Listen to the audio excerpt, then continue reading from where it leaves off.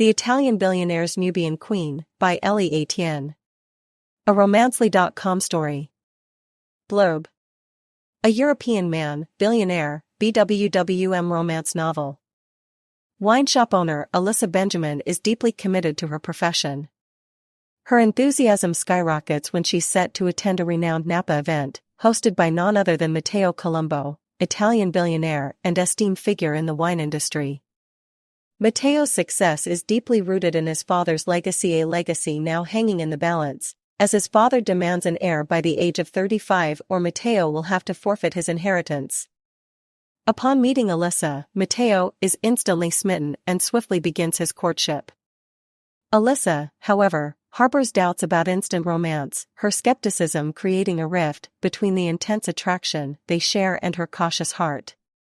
Will they find a way to reconcile Alyssa's heart with Matteo's urgent need for an heir? Or will Alyssa's reluctance only drive Matteo further away, jeopardizing both their futures? Get answers in this interracial, French man romance book by Ellie Etienne. If you want more BWWM romances like this, please my love, be sure to subscribe to the Romancely YouTube channel. I look forward to spending more time with you. Subscribe and let's make it happen. Chapter 1. Make up your mind, Bree.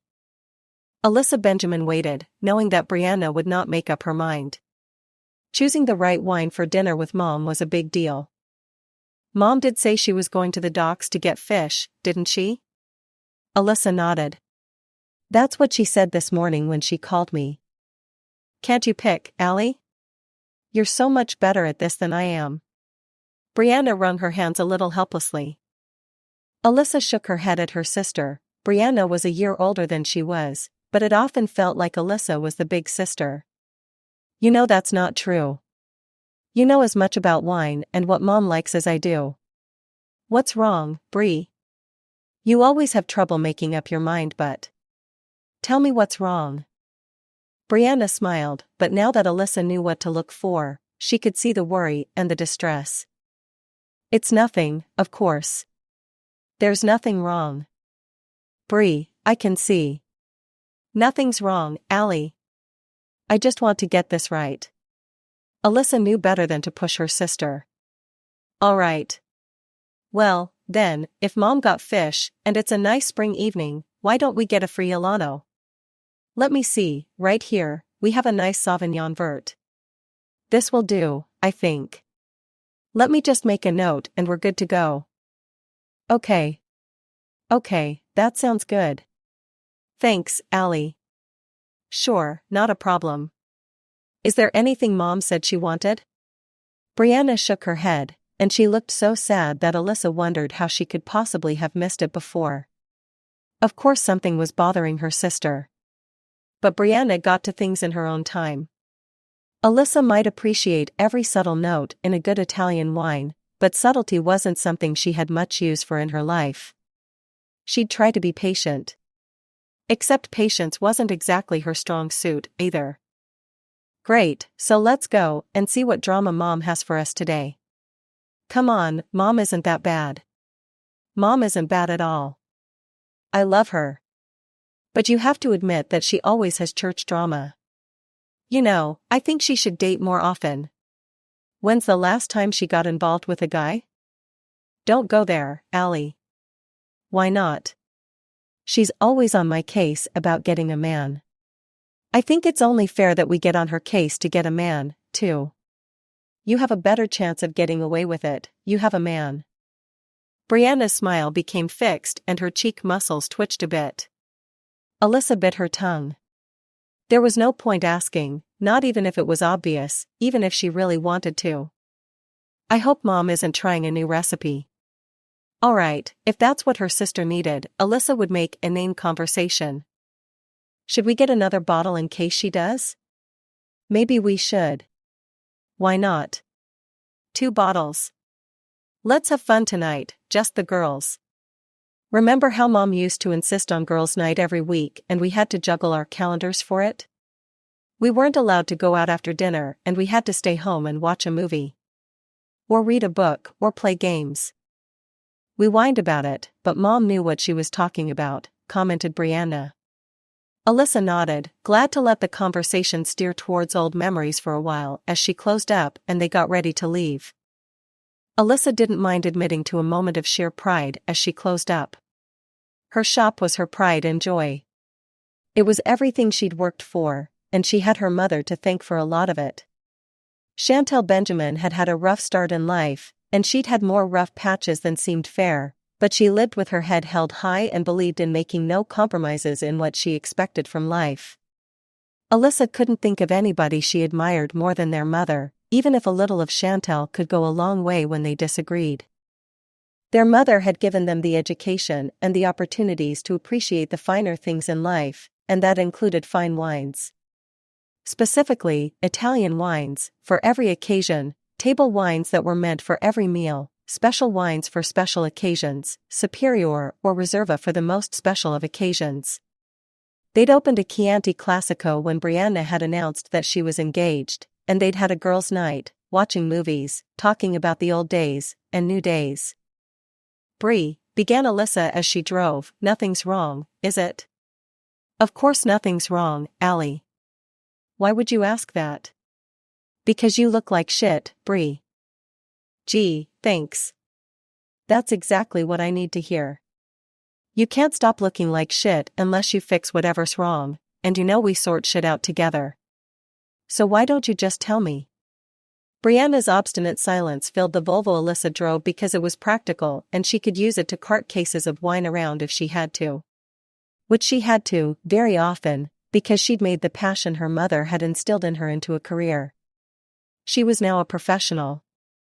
Alyssa tried to wait Brianna out. That was what worked best on her. But then that needed patience, and Alyssa had always been a little short on that.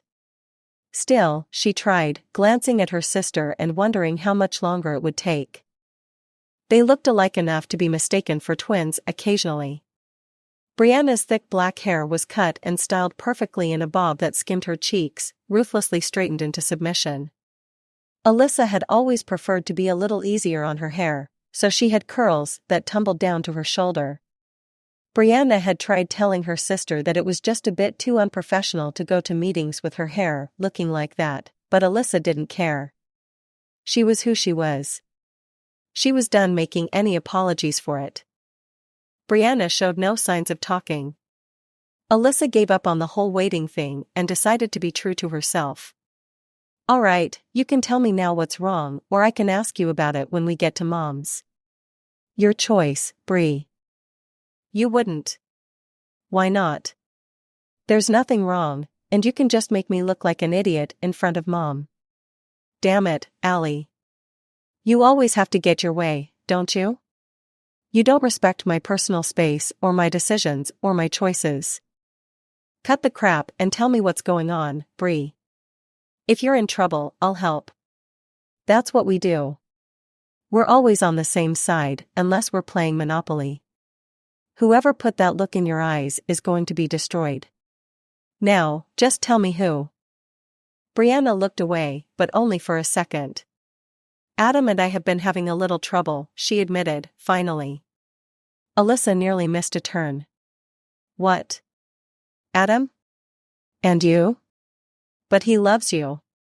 He's loved you for years. Forever. He adores you. You love him. You've had your eye on him ever since senior year of high school, when he came to visit his aunt and you caught a glimpse of him. You can't be having trouble." "We are, all right," snapped Brianna. "I don't need you to make me feel worse about it.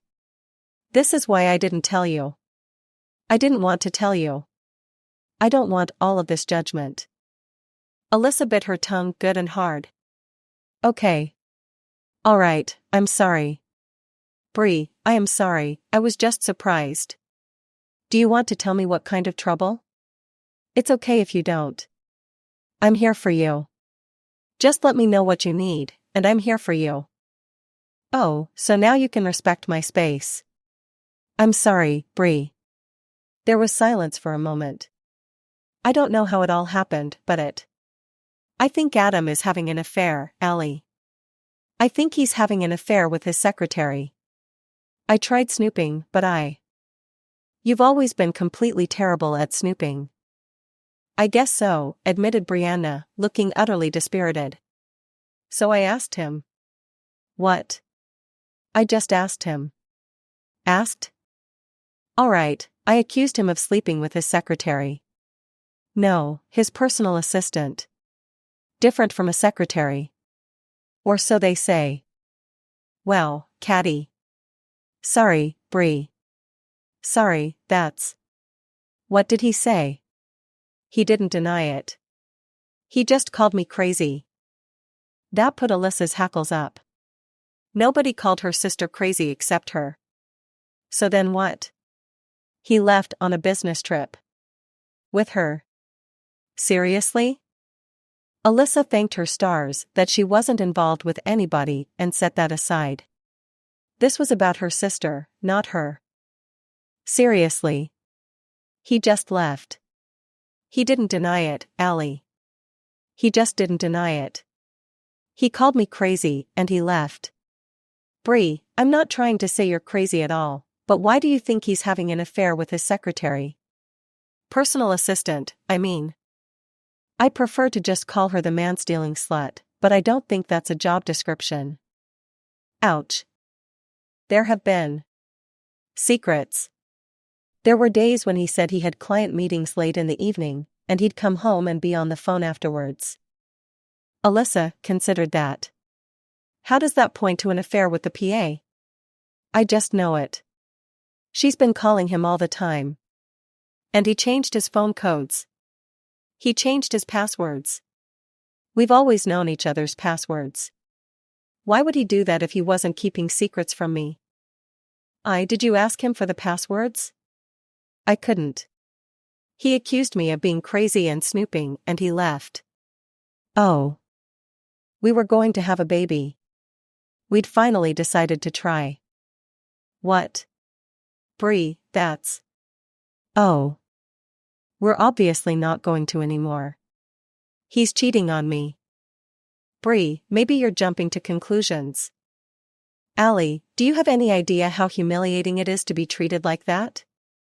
I sit at home every evening waiting for him and he shuts me out of everything that goes on at work. He says he doesn't want to bring work home. But he stays at work more and more. He lives at work more than he lives at home with me. His work life is taking over this one. This is just a small part of him now. I'm just such a small part of him now. It makes sense that he's found a replacement for me in his other life. His real life. Alyssa didn't know what to say, so for once she kept quiet. Don't tell Mom, okay? I don't want her to try to help. And I don't want you to try to help either. It's not like there's anything you can do about it.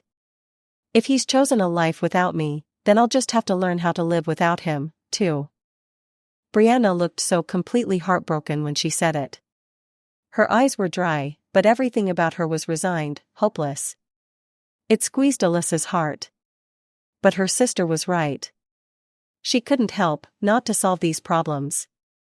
Alyssa couldn't be sure if Adam was stupid enough to have an affair, but she could see that Adam had made Brianna unhappier than anybody had any right to, and for that, she didn't think she could forgive him. What did it matter, really, if that unhappiness was from an affair or from being shut out of such a big part of his life? What mattered was that she'd never seen Brianna so miserable. Alyssa had to do something. Come with me to California. What? Come with me. There's that conference and convention, remember? I got an invitation this year. I've been coveting the damn thing for years, and I've finally made it. Some of the best winemakers are going to be there, some of the best wines, and it's going to be amazing. You'll love it as much as I will. I can take a +1. I want to take you. Let me take you. Who were you planning to take? Alyssa shrugged as they turned into the driveway to their mother's home. It had been their home for about a decade before they'd moved out, too, but it had always been Chantel's domain. Now that she had her own home, Alyssa didn't resent it. Maybe she even understood. Hadn't really thought about it. I only got the invitation a couple of days ago, and it's been a crazy couple of days. Who, Allie? Nobody. I was thinking, maybe Liam wouldn't mind. Alyssa. I know, okay? I know exactly how stupid an idea it is. He strung you along for 3 years, Allie. What on earth is wrong with you? I don't know. I was just. We were supposed to go for this wine tasting tour and it never worked out. I wanted to do it. Allie, I know. I know how much it hurts, okay? I'm coming with you. It's not just for me, it's for you, too. I have to save you from yourself, and you have to save me from myself. Like always. Alyssa had to chuckle. It is like always, isn't it? That's what sisters are for. Now come on, let's go in before we have to explain to Mom what took us so long. Right. Right, of course. Yes. Let's put our happy faces on and have dinner with our mother, shall we? Brianna brandished the 2 bottles of wine. I've got our happy faces right here. Alyssa giggled as they got out of the car, pulled their coats tight against the evening chill that spring brought, and went inside the house they'd called home for so long. They had each other's backs. They always did. No matter what, that was one thing that would never change. They would always have each other's backs. Matteo Colombo considered. It wasn't necessary, not really.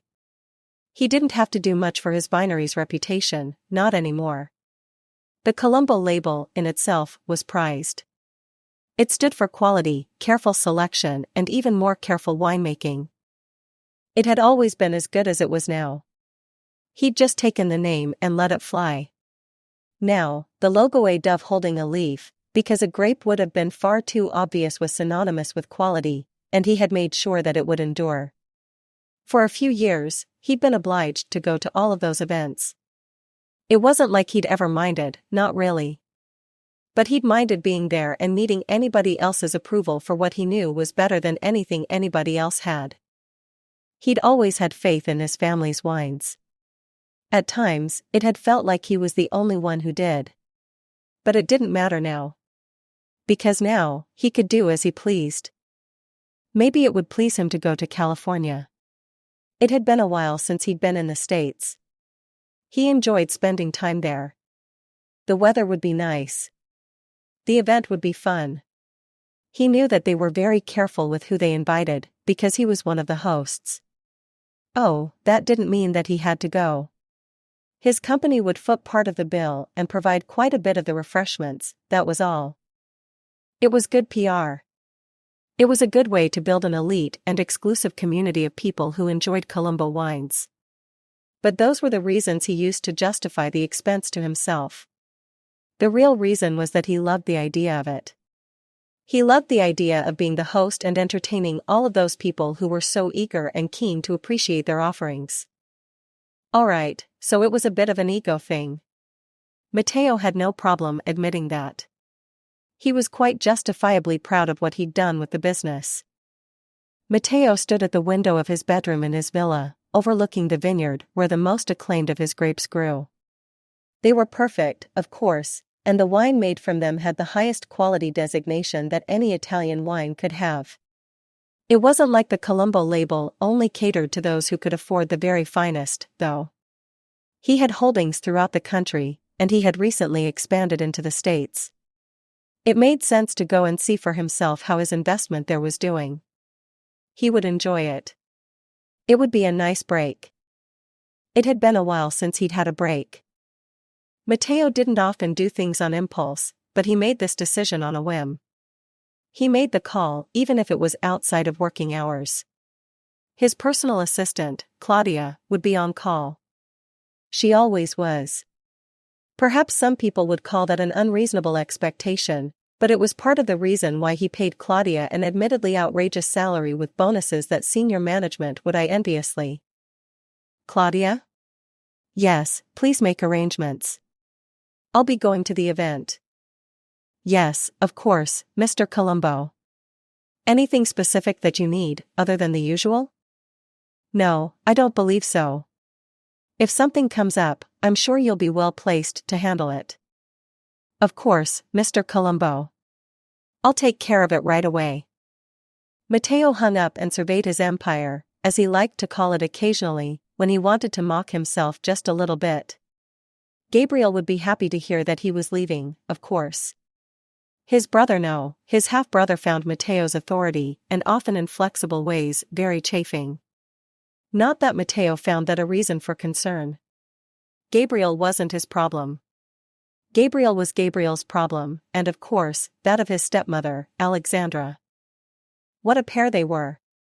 Alexandra always claimed that Matteo was making all the wrong choices, and all the wrong decisions, running the family business into the ground, despite all evidence to the contrary. The business was now worth several billions, and Matteo's personal wealth apart from what was tied up in the business ran into several substantial millions. Including his assets in the form of the company, he was a billionaire. By any reckoning, Matteo was a success. Everything he'd done with the family business, one that Alexandra had never taken the slightest interest in, of course, had been done wisely and deliberately. Of course she would complain. For her, the biggest flaw was that her darling son wasn't the one ruling over it all. Matteo had always been willing to indulge his little brother, but that was one place where he would not indulge Gabriel. He had worked too hard, sacrificed too much of his own life and his own sanity, even his happiness, to give Gabriel any real responsibility and risk having him ruin everything. Still, there was one way to solve that problem, of course. There was one way to, let's say, consolidate his legacy and put it beyond anybody's reach. There was one way to make sure that he was in control, always. And that was to have an heir to leave it all to. An heir he could groom to take over everything he'd built, somebody with the wherewithal to understand everything that Matteo understood, maybe have insights of his own. But there was that ego again. There were plenty of people who worked for him who would have as much knowledge as he did about wines and winemaking, and even about brands and strategy. The student mentorship programs that his company had become involved in thanks to Claudia's insistence had shown him that the younger generation was wiser than most expected and very keen, too. There was plenty of choice. If he wanted to choose somebody to be sure that Gabriel didn't run the business, the legacy, and the family name, a name he wore proudly, unlike Gabriel he could. He could find somebody who could live up to the name that had historically been given to orphans who had nothing. Dove meant dove. He'd made it their symbol, in tribute to his grandfather who had fought tooth and nail to become more than his name implied. But there was a problem. That ego, and that pride that Matteo freely admitted to. He even admitted to the hypocrisy of it. He wanted an heir who was his own flesh and blood. And that, of course, involved taking a wife and building a family. It wasn't an entirely unappealing though. Maybe, now that he'd turned 30, it was time to think about it. But there was no hurry. He had time yet. Time to indulge himself, as he intended to. Thoroughly. Hey there. Did you know that we've other hot romances like this that we want to release? But we need your help. Subscribing shows us that you're part of our journey and allows us to make more of these stories at a higher quality. So please, my queen, subscribe to the Romancely YouTube channel now. Thanks. Now back to your story. Chapter 2. Wow. Act cool, Allie. How can I? It's all. Wow. It's just Napa Valley. Don't try to act like you're not all squee on the inside too, Bree. Brianna unbent enough to grin at her sister. Alyssa was so thrilled to see that smile that she forgave her sister completely for being such a sulky, surly pain in the ass all day. It is pretty cool, isn't it? Pretty cool? It's beyond cool. Oh my God. I can't believe I'm actually here. I can't believe we're here together. Seriously, look at this place. Can you believe we're actually living in a winery? It's not really. Oh, I will not have your negativity, Bree. I'll pour Chianti down your throat until you find your happy place. I know it's a vineyard with cottages and the winery is a good walk away. But still, it's awesome. It is awesome. Let's check in, shall we, and take a walk. Now you're singing my tune, declared Alyssa. I think we have meet and greet and wine tasting sessions all day. Look at this, Colombo is one of the sponsors. I wonder if they'll have their good stuff.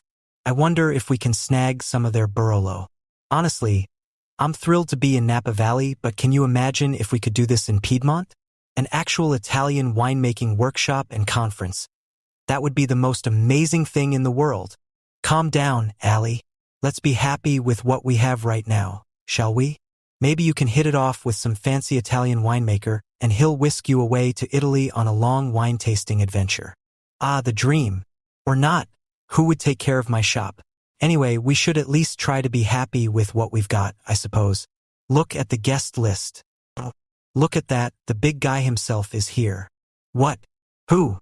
Matteo Colombo. He's pretty young, but he's supposed to have one of the best noses in the business. He puts it to good use, too. Do you remember 10 years ago when Mom found the Colombo Chianti? She bought it because she hadn't seen it before. Somebody had gotten a bottle and put it on the shelf as part of the stock at that place she used to go to.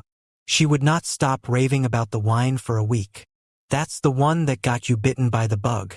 Really, Mom should have known better than to give us wine at 16 and 17. Oh, we were fine. Besides, it's not like she gave us more than a glass each. Anyway, he revamped the entire label and turned it into this huge company.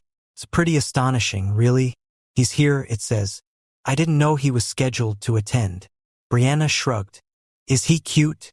Brie, it's not about him being cute.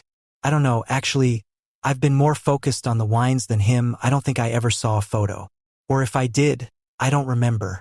Anyway, you can't photograph how good his nose is, can you? I wonder if he'll lead a wine tasting session. It would be pretty amazing to be a part of that. He's been acquiring a lot of new vineyards all across the country. I heard they're working on a special Super Tuscan, too. You sound like a fangirl right now. I'm a fan of his nose and his knowledge. Okay, our turn. Alyssa checked them both in as Bree wandered around the lobby. There were about a dozen people there, and Alyssa hoped to get to know all of them by the end of the weekend. At least 5 people she knew had made the list, and one of them was direct competition who played dirty at times. She would have to stay out of Lane Donaldson's way because Lane would not hesitate to ruin the entire weekend for her, and Alyssa did not want war. Well, look at who the cat dragged in. Too late. Alyssa made sure her smile was fixed in place as she grabbed the keys she'd been given and turned around. Lane, how lovely. Lane did look lovely. Tall, slim, blonde, blue-eyed and Barbie doll perfect. As always, that was Lane. I'm sure it's a treat to see me, of course. I didn't know that you'd managed to get an invitation. No, wait, let me guess you're here as somebody's +1. That's nice of them. I know you've been trying to get here for years now. Well, actually, I'm here with Brianna as my +1, Lane. I'm sure it's going to be lovely. Maybe this time you'll finally get that rich sucker you've been looking for to get that exclusive wine bar of yours out of that hole it's been in for about 10 months. Lane's face sharpened, and Alyssa could practically see the claws coming out. Damn it. She should have just bitten her tongue. But that was something she'd always been terrible at. Lane, how lovely to see you. I'm sorry to intrude, but I'm afraid I must borrow Alyssa. It's a bit urgent. I'm sure you'll find time to catch up later. Naomi. Oh God. Thank you. Seriously, thank you. I thought I was going to be incinerated. Naomi Tolles grinned. I could see you regretting every word. Hey Howie, look who I found. And you brought Bree, isn't that great? Hey guys, so amazing. I was so jealous of both of you last year, but we're here this time. Well, Allie, you look lovely, and Bree, you look like you wouldn't mind a drink. Come on, let's get settled in and head over to the meet and greet. Shall we? I checked the wine list and it's excellent, as might be expected when Colombo is one of the sponsors. Come on. It was easy to be swept along by the cheerful couple who owned a lovely vineyard in Napa Valley, and who made some very passable wines, some even very good. Even Brianna had cheered up considerably by the time they were settled in, changed, and heading for the meet and greet. It was as gorgeous as Alyssa had hoped it would be, maybe even more so. Look at this. Just look at this, Bree. Isn't it amazing? Isn't it incredible? We're actually here. Look at those vines. They're vines, Allie. Come on. Bree, you have no romance in your soul. Now come on. Let's go and see what kind of spread they've got at the meet and greet. An excellent one, said Howie, joining them on the deck of their cabin. How cool is it that we're next to each other? Naomi will be here in a second. She's fallen in love with the bath in there and is wondering if she can stuff it in her bag and take it home. Alyssa chuckled. The thought occurred to me, too. It's like a really tiny pool. Isn't it? I thought this was supposed to be fairly rustic. It is, by their standards.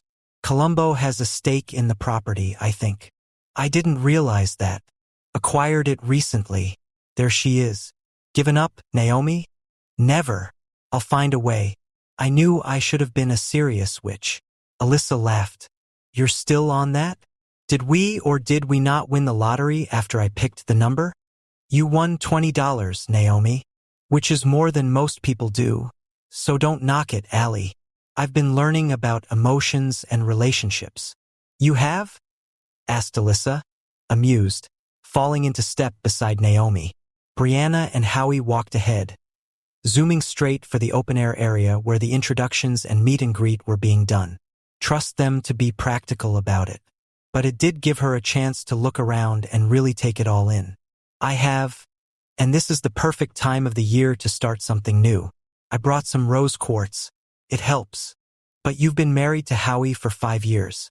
I think it's a bit too late to start something new. Look at that. It's blooming. Isn't that gorgeous? And look, there's a garden. We have to go and see the garden later. Will there be an event there? I pretty much memorized the entire website and all the literature so well that I could recite it in my sleep, but I can't seem to figure out what to expect. All of it's just gone. It's still there, just a little buried right now.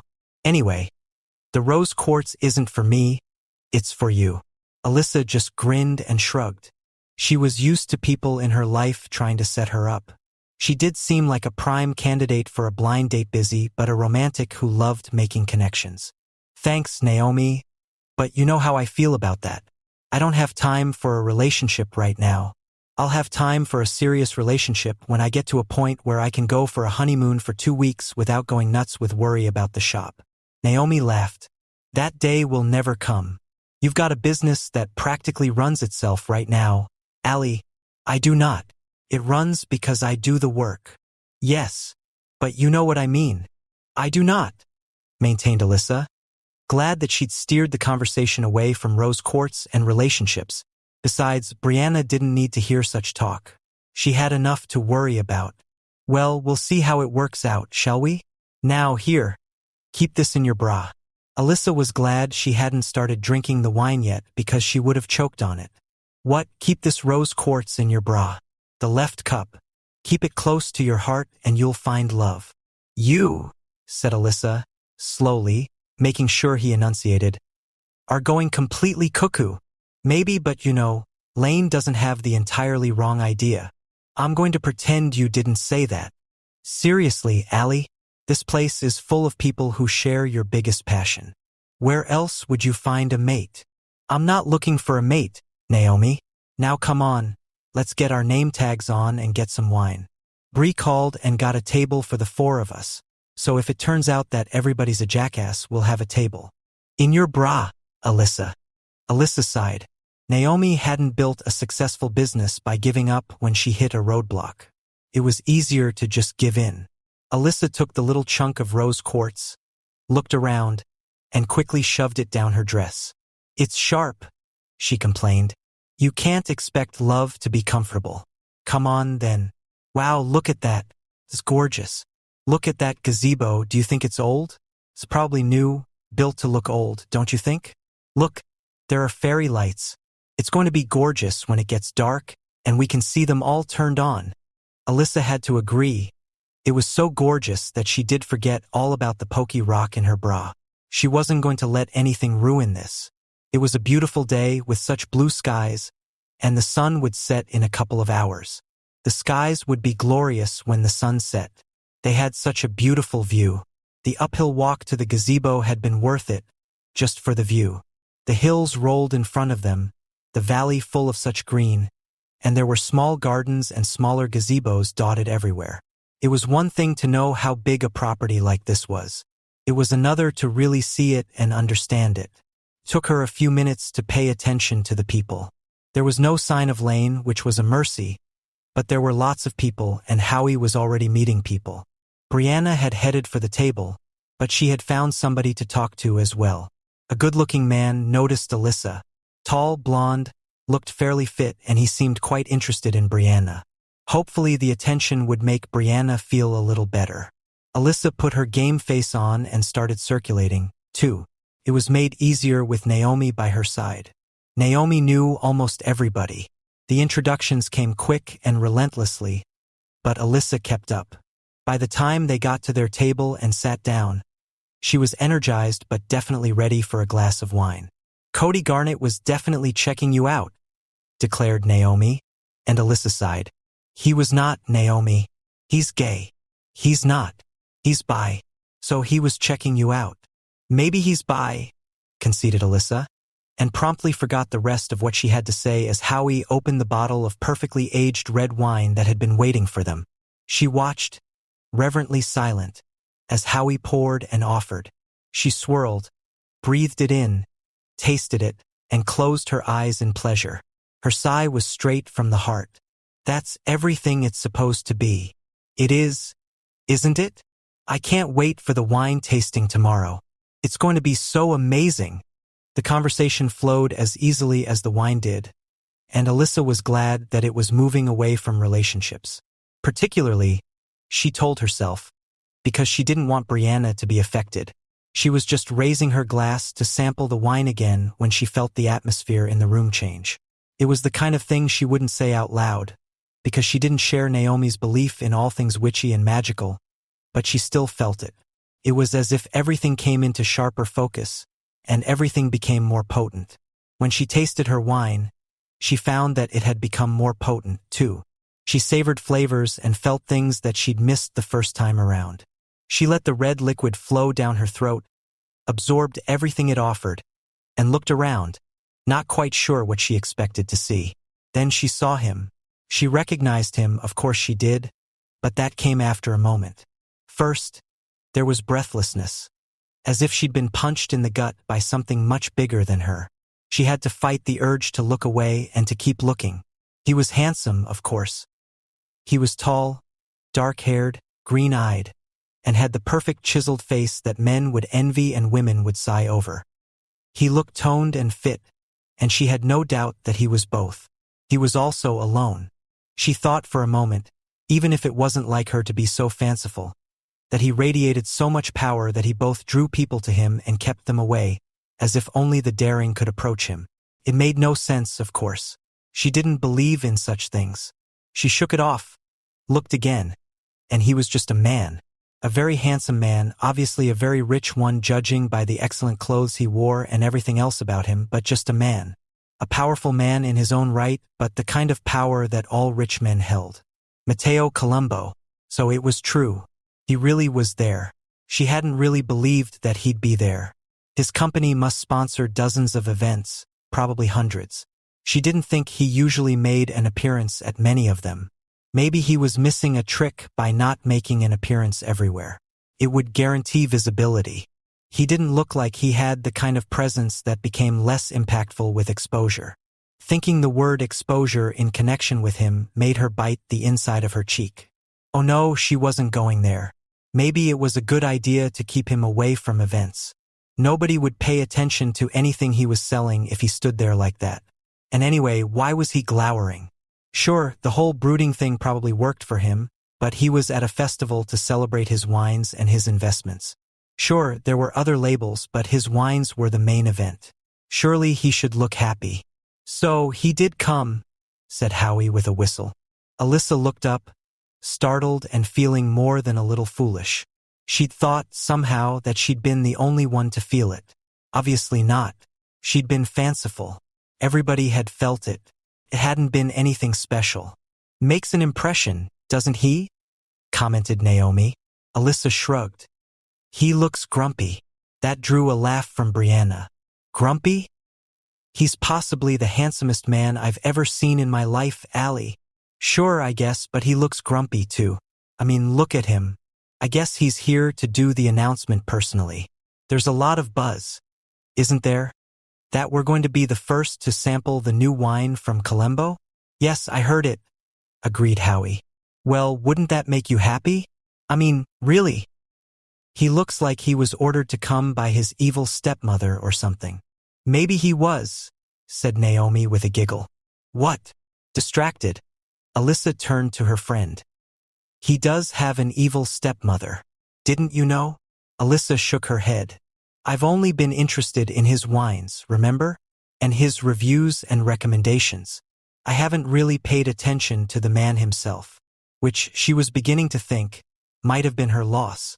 Sure, he looked like one grumpy, sulky, self-important bastard who wouldn't know what joy was if it bit him in the undoubtedly very fine ass. But every bit of him looked as fine as his ass did. She had to admit that. She believed in being fair. Well, his grandfather started the winemaking. His father got land and started his own vineyard. But he's the one who expanded it into what it is. Yes, I've heard that. It's not as easy as that, though, went on Naomi, eager to spill the beans. Apparently, after Matteo was born, his mother got sick and passed away. His father decided to just focus on his vineyard. He poured all the love and passion he had into his wines, but that got his wines noticed. He never really understood that a woman like Alexandra Tiffany wasn't in it for him. What? Alexandra Tiffany?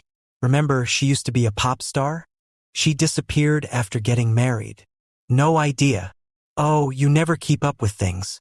I thought this happened ages ago, said Alyssa, bewildered. Yes, but still.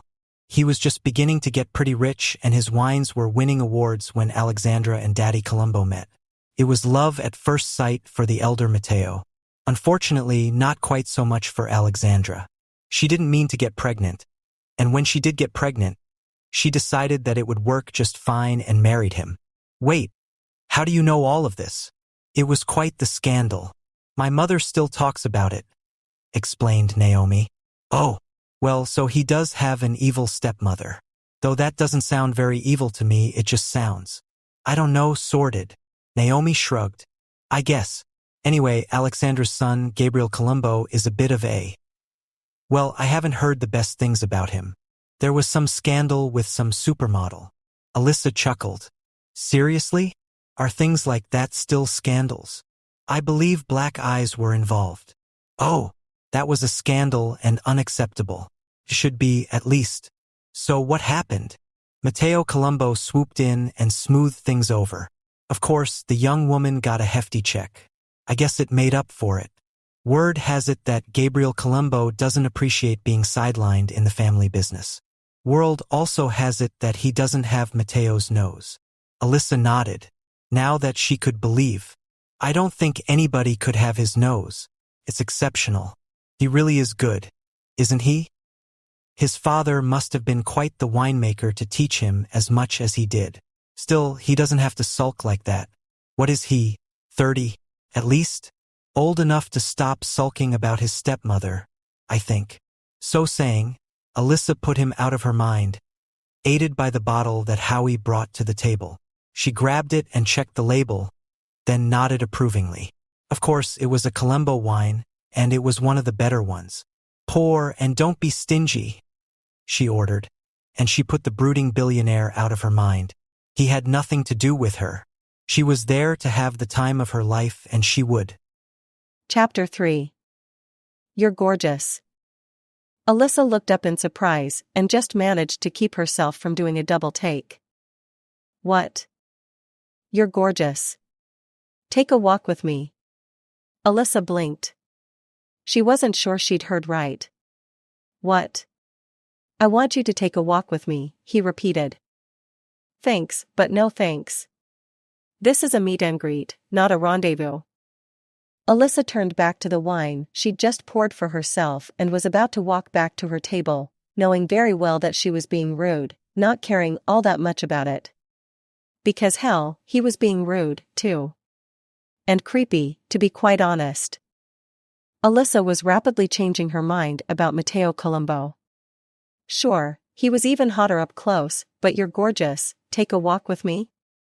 What kind of clueless idiot walked up to a woman and without even introducing himself, said something like that? Stop. Alyssa didn't know why she stopped, but she did know that she was extremely pissed off that she had. Slowly, she turned around and skewered him with a look.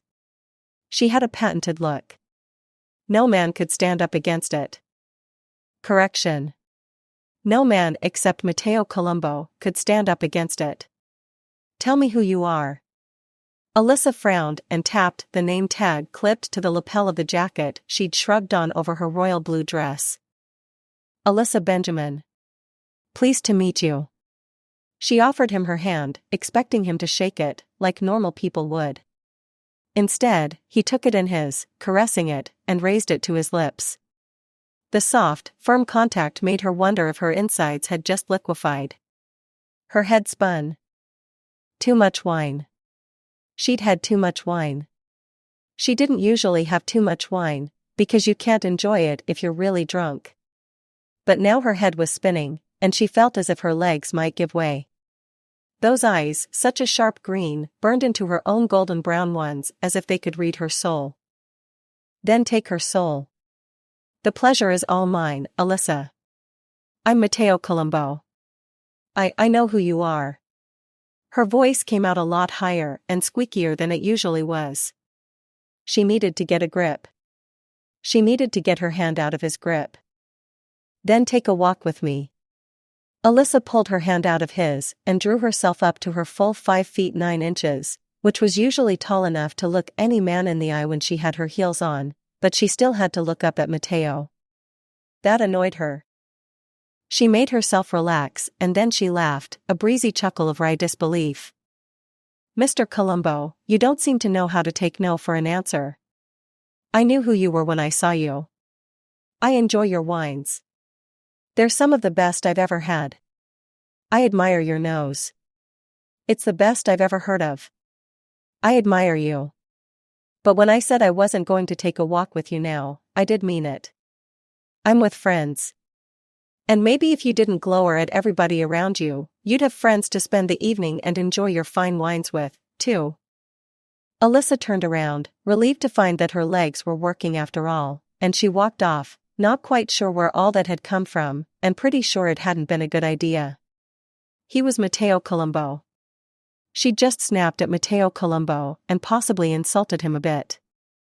Oh God, she had insulted him more than a bit. She'd pretty much said that he didn't have friends because he glowered too much.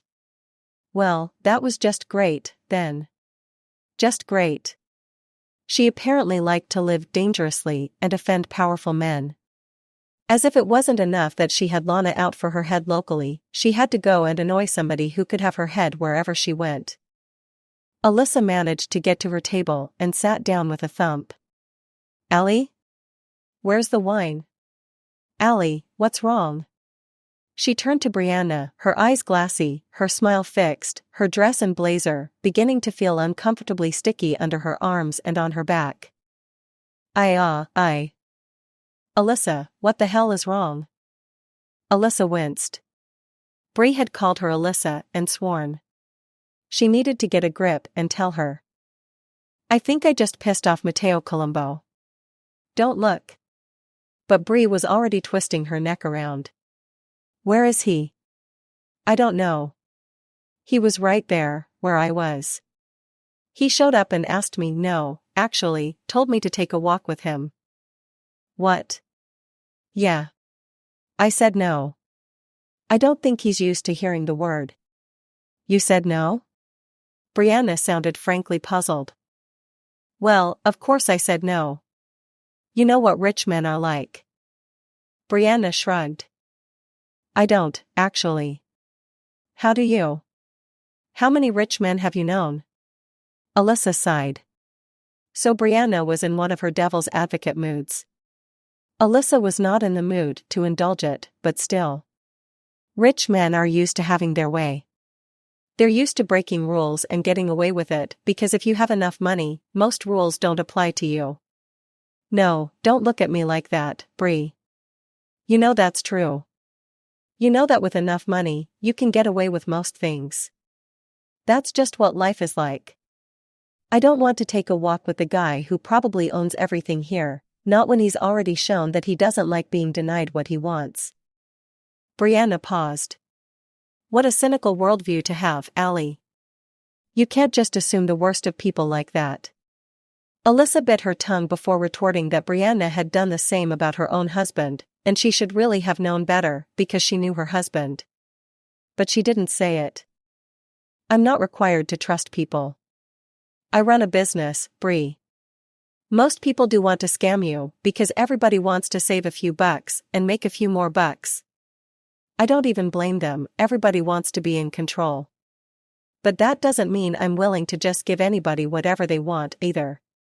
I'm sorry that disappoints you, but this isn't about you. I just said no to a guy who wanted to take a walk with me, that's all. Brianna backed off. Alright, sorry. He's hot and rich and interested, and you're single. I mean, you do have that rose quartz in your bra, don't you? Alyssa had gotten used to the poking. Do you think it's to blame? Should I go and fish it out? Do you think Naomi is a witch? Of course not. Then I think you're safe from everything except some chafing. Okay, I see him. He's over there, brooding. Wow, he really keeps people away from him, doesn't he? He's scary.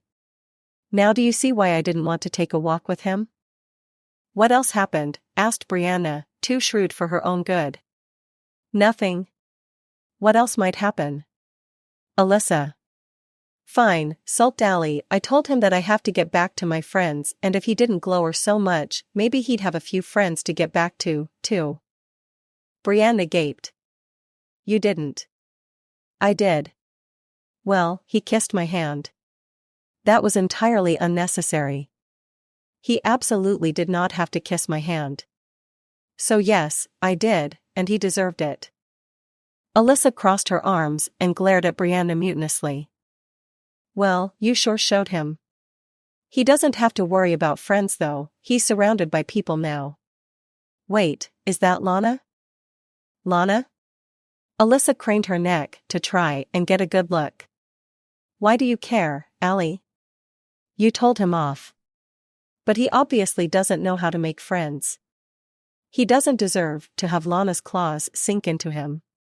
Maybe I should go over there and? I don't know. Then stay here and drink your wine here. Howie's come back successful in his mission, unlike you, Allie. It's no big deal, right? Right, agreed Alyssa, and she tried to pay attention to her friends as they spent the rest of the evening together. People came and went, and Alyssa met more and more people, introduced by Naomi and Howie.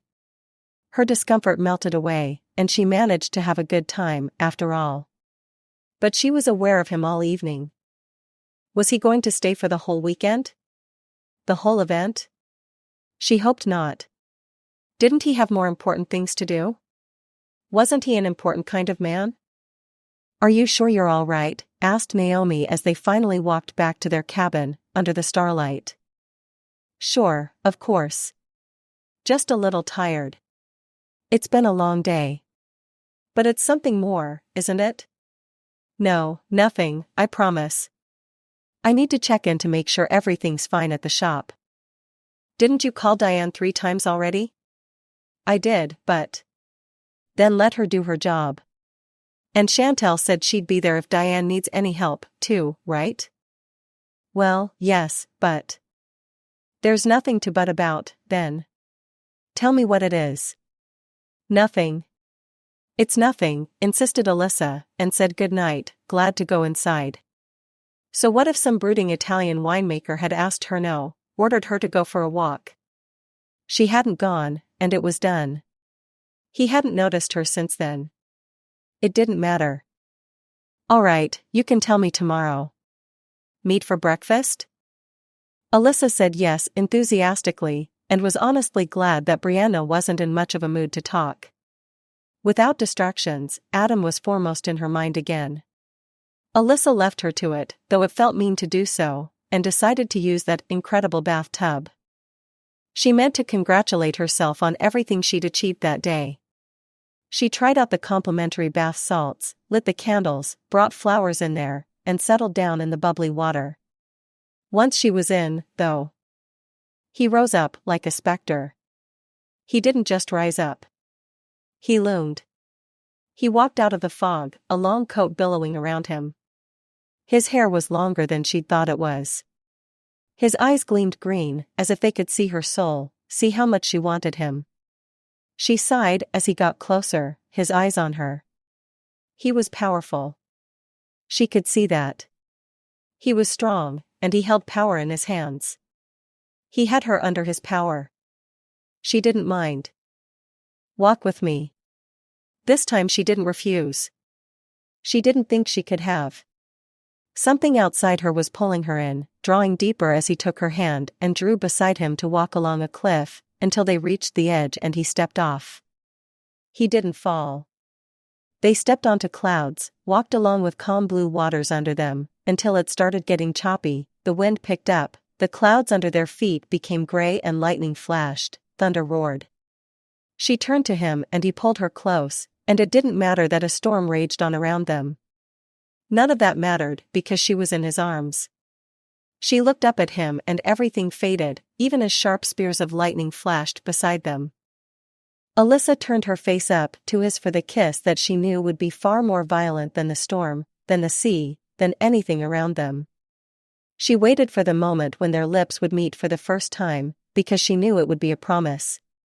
A promise witnessed by the gods and goddesses, the kind of promise that could not be broken. She was ready.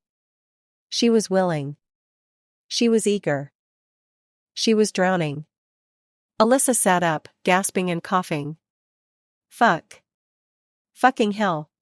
She had fallen asleep in the damn bath.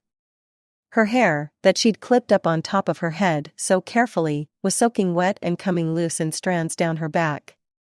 Water streamed down her dark skin, suddenly far colder than she remembered it being. How long had she been in there? Tired. She was just tired and sleepy. She hadn't had much of a chance to relax, really. She'd been too excited to sleep the night before, and now she needed to get some sleep. Except now she'd gotten her hair all wet and she needed to wash it and dry it and set it, and that would take forever. The candles had gone out, the bubbles had long since fizzled, and the water was so cold that she was beginning to shiver. Damn that man. And damn me for letting him get under my skin like that. Grumbling, she gave in and decided to wash her hair if she had to, after all, and went to work trying to get it back under some kind of control. She was nearly done about half an hour later, when Brianna finally knocked on the door. "Ellie? Are you all right? You've been in there for nearly 2 hours. I need a shower, too." Sure, sorry, come on in. You washed your hair?" Brianna knew how much work it was. That was why she'd straightened her own very sleekly. "I kind of fell asleep in the bath, so I didn't have much of a choice. That's why they say you shouldn't have baths when drunk. Come on, let me help with your hair. Did you bring your scarf?" "Yes," mumbled Alyssa, and let her sister do one of the things she'd always enjoyed doing.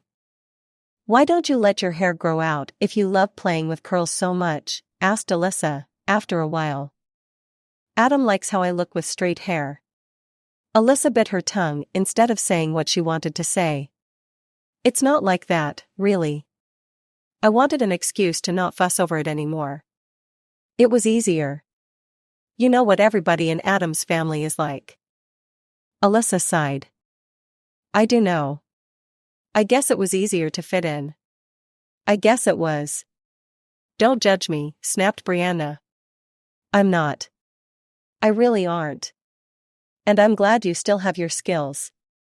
My hair looks better than when I do it myself."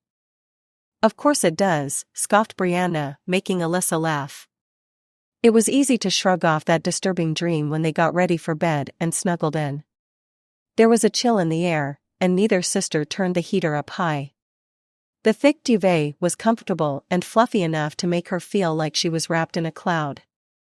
A cloud, like the one. No, utterly ridiculous. Alyssa was glad to fall asleep, and as she fell asleep, she was sure that she wouldn't fall back into that dream. She was right. She didn't. But that night, all of her dreams had him in them. All her dreams were of him. Matteo woke up at dawn, as he always did, whatever time zone he was in. But he hadn't slept well. The dreams. She'd come to him in his dreams, and they'd been very disturbing dreams. She'd come to him, her lips painted red, her eyes lined and hooded, her hair wild and curling, as imperious as a goddess. She'd crooked her finger at him and he'd followed her, over the ocean, into a storm, where she'd wrapped herself around him and taken him, devouring him, and he'd been willing to be devoured. He'd been willing to be taken. No, more than willing. He'd been eager for it. He'd woken up and swore he could taste her, that he could feel the zing of electricity that crackled around her as she moved, hear her laugh that had barely faded from his heart. He'd woken up with his heart thundering, and nothing could soothe it. It was just because he'd had a very long day. He'd been awake for far too long, he'd worked far too hard. He should have taken a break instead of making it something of a busman's holiday like this. It wasn't working very well to relax him. But something about her. Alyssa. Her voice haunted him as much as her face did. He'd watched her, even if he'd felt like a creep doing so. He'd watched her as she'd enjoyed his wines, unabashedly and with such gusto. It had been wonderful to watch. That was what he wanted for every single person who tasted his wine, that enjoyment, that willingness to embrace the passion that was in every bottle of Colombo. Was that why he'd wanted her? Was that why she'd twisted him up like this? It wasn't, thought Matteo impatiently as he shaved, as if he hadn't had other women. Beautiful women. More classically beautiful than Alyssa Benjamin, of course. Women who would make any man stop in his tracks and look at them twice, at the very least. But none of them had given him the kind of dreams that Alyssa had given him that night. And she'd dismissed him. It wasn't even as if she'd encouraged him or been polite. She'd had the nerve to dismiss him and call him grumpy. Of all the audacious, outrageous, unexpected responses to get from a woman. How long had it been since he'd been rejected by a woman? Matteo paused as he washed his face. He couldn't remember ever having been rejected by a woman. Not since he'd become a man. Even as a boy, he couldn't really recall. The first woman to reject him. Maybe that explained it. Maybe it was as simple as that. The dreams, well, that was probably because he hadn't had a woman in too long. He enjoyed all the pleasures life had to offer, and the pleasure two people could find in each other was one of the most potent. He enjoyed that. Maybe he denied himself that for too long. Yes, he preferred that explanation to most others. It made the night before an aberration. Yes, that was better. He patted his face dry and he walked out to his room. He knew that the cabins were perfectly adequate, but he was in the cottage, which had enough room to function as an office as well. Maybe he would take a break. Maybe he needed a break. It wasn't like he had to go back to Italy immediately. The new operations in the States might benefit from having him there, though he did have an excellent team there, too. He could perhaps even take a real vacation. Go to Disney World, thought Matteo with a grin, though he'd never before felt the smallest inclination to go to Disney World or any such place before. And if he happened to run into Alyssa Benjamin during his time there. He paused as he reached for the crisp white shirt he would wear that day. Why was she still on his mind? He'd decided that it had been an aberration. Annoyed, he walked back into the bathroom and pulled off the sweatpants he wore. He barely glanced at himself in the full-length mirror before stepping into the shower. He'd already worked out 60 minutes in the gym. He'd also put in about an hour's work. He let the jets work out whatever stress was still left in him. Closed his eyes, leaned against the wall, and let his mind go blank. Focused on the feeling of the warm jets of water hitting him and soothing his tired muscles. Maybe he was more tired than he liked to admit. It wasn't for vanity that he worked out, though he had plenty to be vain about, and he knew it.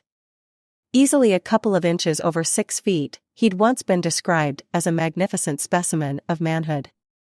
He worked out because the discipline appealed to him. And so did the strength he gained from it. That discipline and strength extended to his mind. Usually, he could empty it on demand. He found it a useful way to focus when he needed to. But that day, as he stood there with the water hitting him, he felt the spray of the ocean and the wind, the taste of rain, and she filled his mind again. Alyssa, with her glowing eyes, her wicked smile, her wild hair, and all that confidence and arrogance, she had a hold of him, and he couldn't get her out of his mind. Chapter 4. Alyssa woke up early, and it annoyed her. She had to struggle to wake up early when she had work to do. Now there she was, wide awake at 7 in the morning. Alright, so it wasn't really early for most people, but Alyssa enjoyed sleeping. It was one of her pleasures in life. But there she was, 7 in the morning and wide awake after having tossed and turned all night, plagued by disturbing dreams. Yes, plagued, she insisted to herself. That was the word she would choose. She hadn't been able to sleep, and it was because she'd kept on dreaming about storms in the sea, and he'd been there in all of them. He'd been there, that damn coat billowing around him, those eyes gleaming wickedly and confidently, and she'd wanted to scream. Except she hadn't wanted to scream in her dreams. In her dreams, she'd wanted to walk over to him and let him take her, until the storm took them both. "Damn wine," said Alyssa, and followed it up with an apology. Whatever she had going on in her silly head, she wasn't going to blame wine for it. She glanced over at the other bed and saw that Brianna was still fast asleep. She looked so neat and tidy even when she was sleeping, but there was such sadness on her face. The weekend away had distracted her, but Alyssa had the uncomfortable feeling that Brianna had cried herself to sleep, and that she'd been crying herself to sleep for a while. There was nothing she could do, she reminded herself, but that was cold comfort. She wanted to find a way to make things better for her sister. She wanted a walk. What she wanted was a walk. She would brush her teeth, wash her face, and she would pull on her coat and go for a walk. It was a lovely morning, brisk but with the sun streaming down from a cloudless sky. There was no sign of a storm of any kind. What she needed was a walk, and she had to admit that with how the weekend was shaping up, she could probably use the exercise. All of those uphill trails would do her good. Making up her mind, Alyssa got out of bed, unwrapped her hair from the scarf it had been tucked into all night, and smiled. Brianna had done an amazing job. She looked absolutely fabulous. Cheering up, she decided that a little mascara and a little blush wouldn't hurt on such a perfect morning, and she liked what it did to her spirits. She was humming happily by the time she changed into jeans and a t-shirt, grabbed a coat, wrapped a bright yellow scarf around her neck, and walked out the door. Ready in 10 minutes, thought Alyssa, and it made her even happier. It was nice to be out alone. It looked like everybody had partied too hard the night before. She didn't see too many guests out and about. Well, even if there were, she probably wouldn't notice them. The vineyard was huge. There was more than enough room for everybody to get lost without running into each other. She chose a trail at random and set off, not pushing herself, taking the time to look around and enjoy everything. She was going to remember every single thing about the weekend. She was making contacts and she was learning a lot, but she would remember every moment of pleasure, too. She would. Alyssa stopped short, wondering if her mind was playing tricks on her. Maybe she'd been working so hard that she was beginning to go a little crazy. Maybe she needed a real break. Like Disney World, thought Alyssa, babbling a little in her own head. Maybe she needed a more conventional break like that. There hadn't been any fog, so why, exactly, was there a mysterious figure a couple of 100 feet in front of her, standing as if he had materialized from another world, and in a coat that looked like it would billow if only there was a cooperative gust of wind?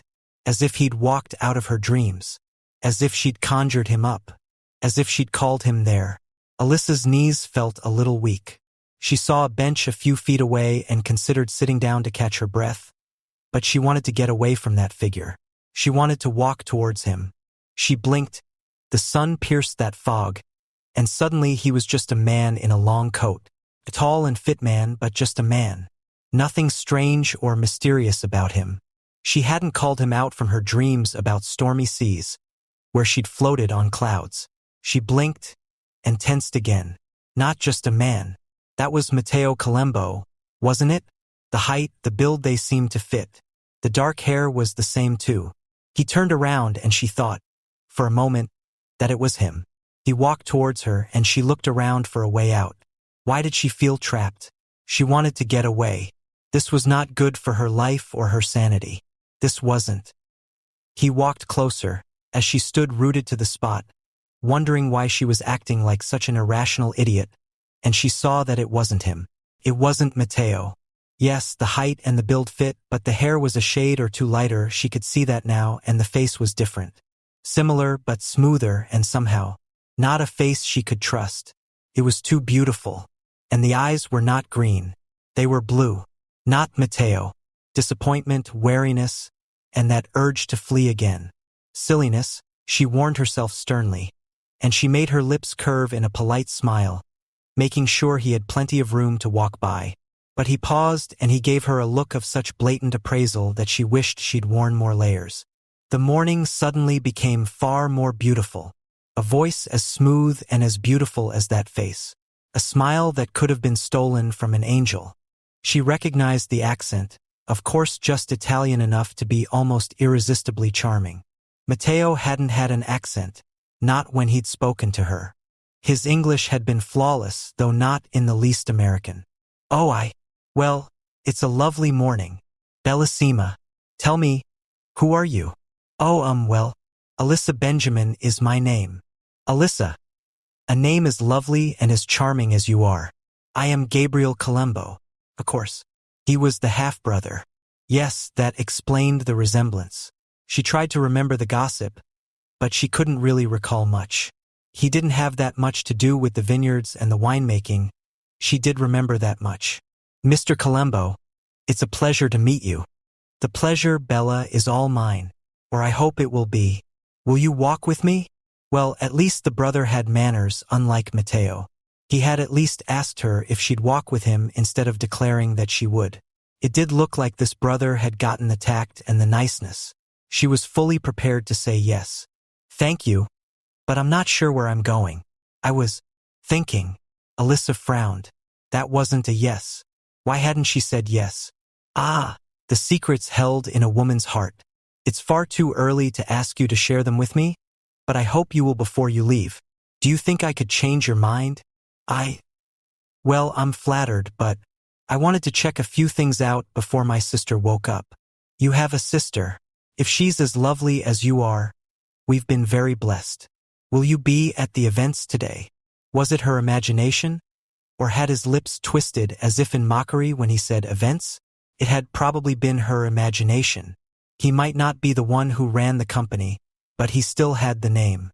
He probably owned quite a bit of it. For the 100th time, Alyssa promised herself that she would start taking more of an interest in the people in her business, not just the wines. She never managed to follow through usually, but now she thought she had enough incentive to do so. Of course, I have a small shop where I sell wine. I have a small selection of some of the more upmarket Colombo wines, too. They're my guilty pleasure. The Colombo wines. The best, or so I'm told. They're definitely the best in class in quite a few classes. She would have gone on, but he didn't look interested. Odd thought, Alyssa, but she let it go. I'm sure you're an expert in the matter, like most people here. And back home. I wouldn't call myself an expert, but I love to learn. I'm sorry, Mr. Colombo, but I really must go. Mr. Colombo is my brother, of course. I hope you will call me Gabriel. I hope you will allow me to call you Alyssa. Of course, said Alyssa. And when he continued to look at her, she added, Gabriel, I like how my name sounds on your lips, Alyssa. We're well met, I think. I hope you will have lunch with me, if not breakfast. And perhaps after lunch we can take that walk you promised me. Alyssa didn't remember promising a walk, and for all his politeness, she couldn't wait to get away from him. She didn't want to go for a walk with Gabriel Colombo. She didn't want to be alone with him. For all his beauty, she didn't want to get to know him. She tried to shake it off. I'm sure you'll be far too busy. I'll make sure that I make the time. Ciao, Bella. Take care of yourself. Alyssa nodded, and she kept the smile in place, but avoided his eyes as she walked on. She shivered a little, as if she needed the warmth of the sun. What the hell was wrong with the Colombo brothers? One was rude and creepy, and the other was charming and unsettling. It was frankly a miracle that they made wines that brought people together, wines that had such depth to them. There was nothing dark about them. Between the two, thought Alyssa, she might actually prefer the rude one who liked ordering people around. But thankfully, she didn't have to choose, so before she could finish that thought, she walked straight into a wall, or so it felt. She reeled and found herself steadied by a pair of strong hands. "Are you all right?" The annoyed, clipped tone with no trace of any exotic accent. She recognized it. For the second time that morning, she found herself facing a tall, dark-haired man. A beautiful one, but with just a little something rough about him. Not the kind of smooth beauty that had unsettled her a few minutes ago. And the eyes weren't blue. These eyes were definitely green. She felt as if she knew them well. She'd dreamt of them all night. She'd dreamt of... Oh no. No, she wasn't going there. "I'm fine, I'm sorry. I wasn't looking where I was going." He was glowering at her, and his hands were still on her arms. She wanted to tell him, crisply and curtly, that she could stand very well on her own, but she was frankly not entirely sure if she could. Something about that morning was unsettling her, and the impact of those green eyes looking into hers with that forbidding look in them wasn't helping her at all. "Sorry," she yelped before she could stop herself. "Do you not look where you're going?" Well, you weren't looking where you were going either," she pointed out, her temper awakening and steadying her wobbly legs. It was true enough.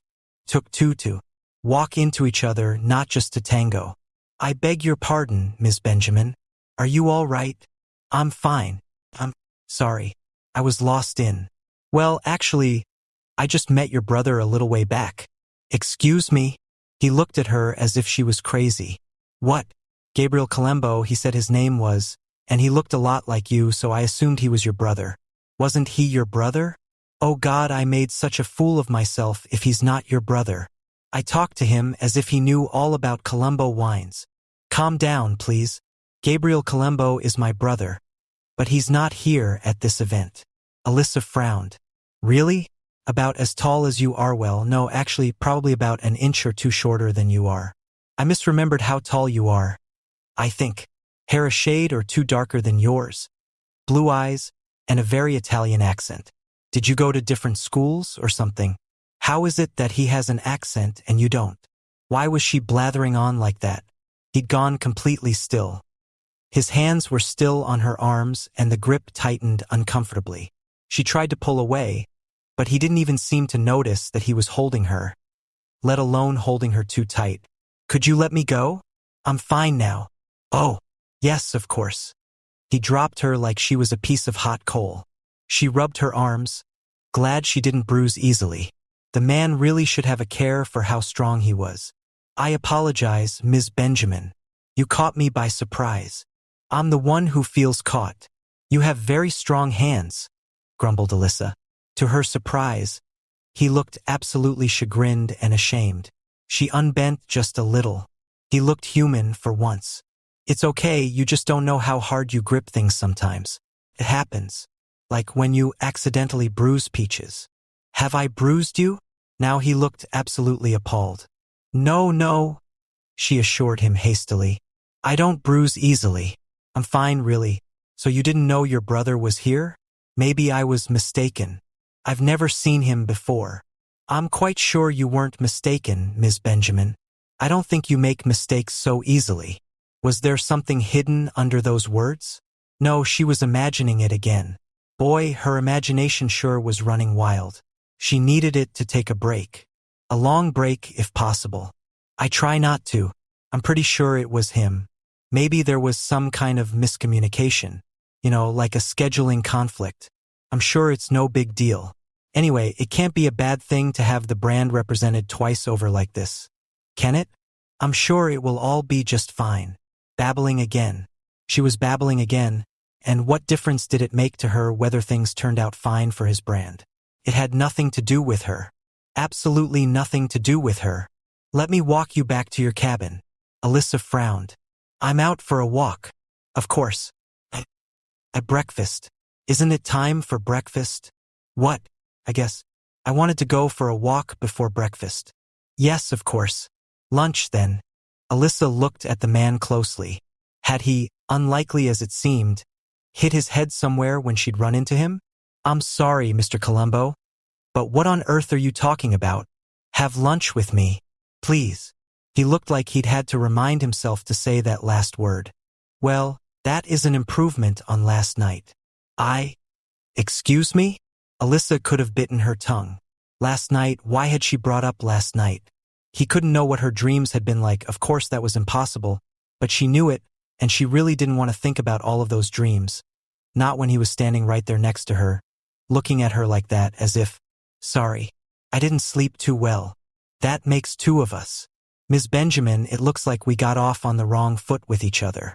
But now that you've run into me and apparently given me some brain damage in the process, you could make amends by having lunch with me. What? Say you will have lunch with me, Ms. Benjamin. She just looked at him. Please, he added, as if reminded by her look. Alyssa had to grin. Call me Alyssa. And thank you, I do appreciate the offer, but I'm here with my sister and my friends, as I'm sure you saw. We have plans for lunch.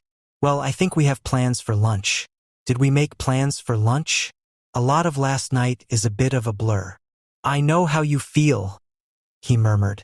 And Alyssa had to keep herself from biting her lip in embarrassment. She was willing to bet that he didn't. Well then, take care? She asked tentatively, backing away slowly. How odd. She'd felt that need to put distance between her and Gabriel, but the thought of being far away from Mateo. Lunch, she blurted out. Yes. Lunch. Yes. Mateo smiled at her, and Alyssa told herself that at some point she would give herself credit for not swooning right at his feet then. Good God. What a smile. Was he allowed to have it without a permit? He should need a concealed carry or something of the sort with a smile like that. Lunch. I don't know, I might be busy. Alyssa frowned, confused, before she realized that he was teasing her. Well, how about that? He had jokes. I'm sure you can make time for me. How about a picnic? She was already trying to figure out ways to have lunch with Mateo Columbo without her friends and her sister getting all over it. She would have to find a way to excuse herself and then stay out of sight and… A picnic. It's been years. All right, I can handle that. I'll meet you here at 1. Hold on, that's a bit. At 1, Alyssa. Do you have any allergies? Alyssa shook her head. Good. Anything you dislike? She shook her head again.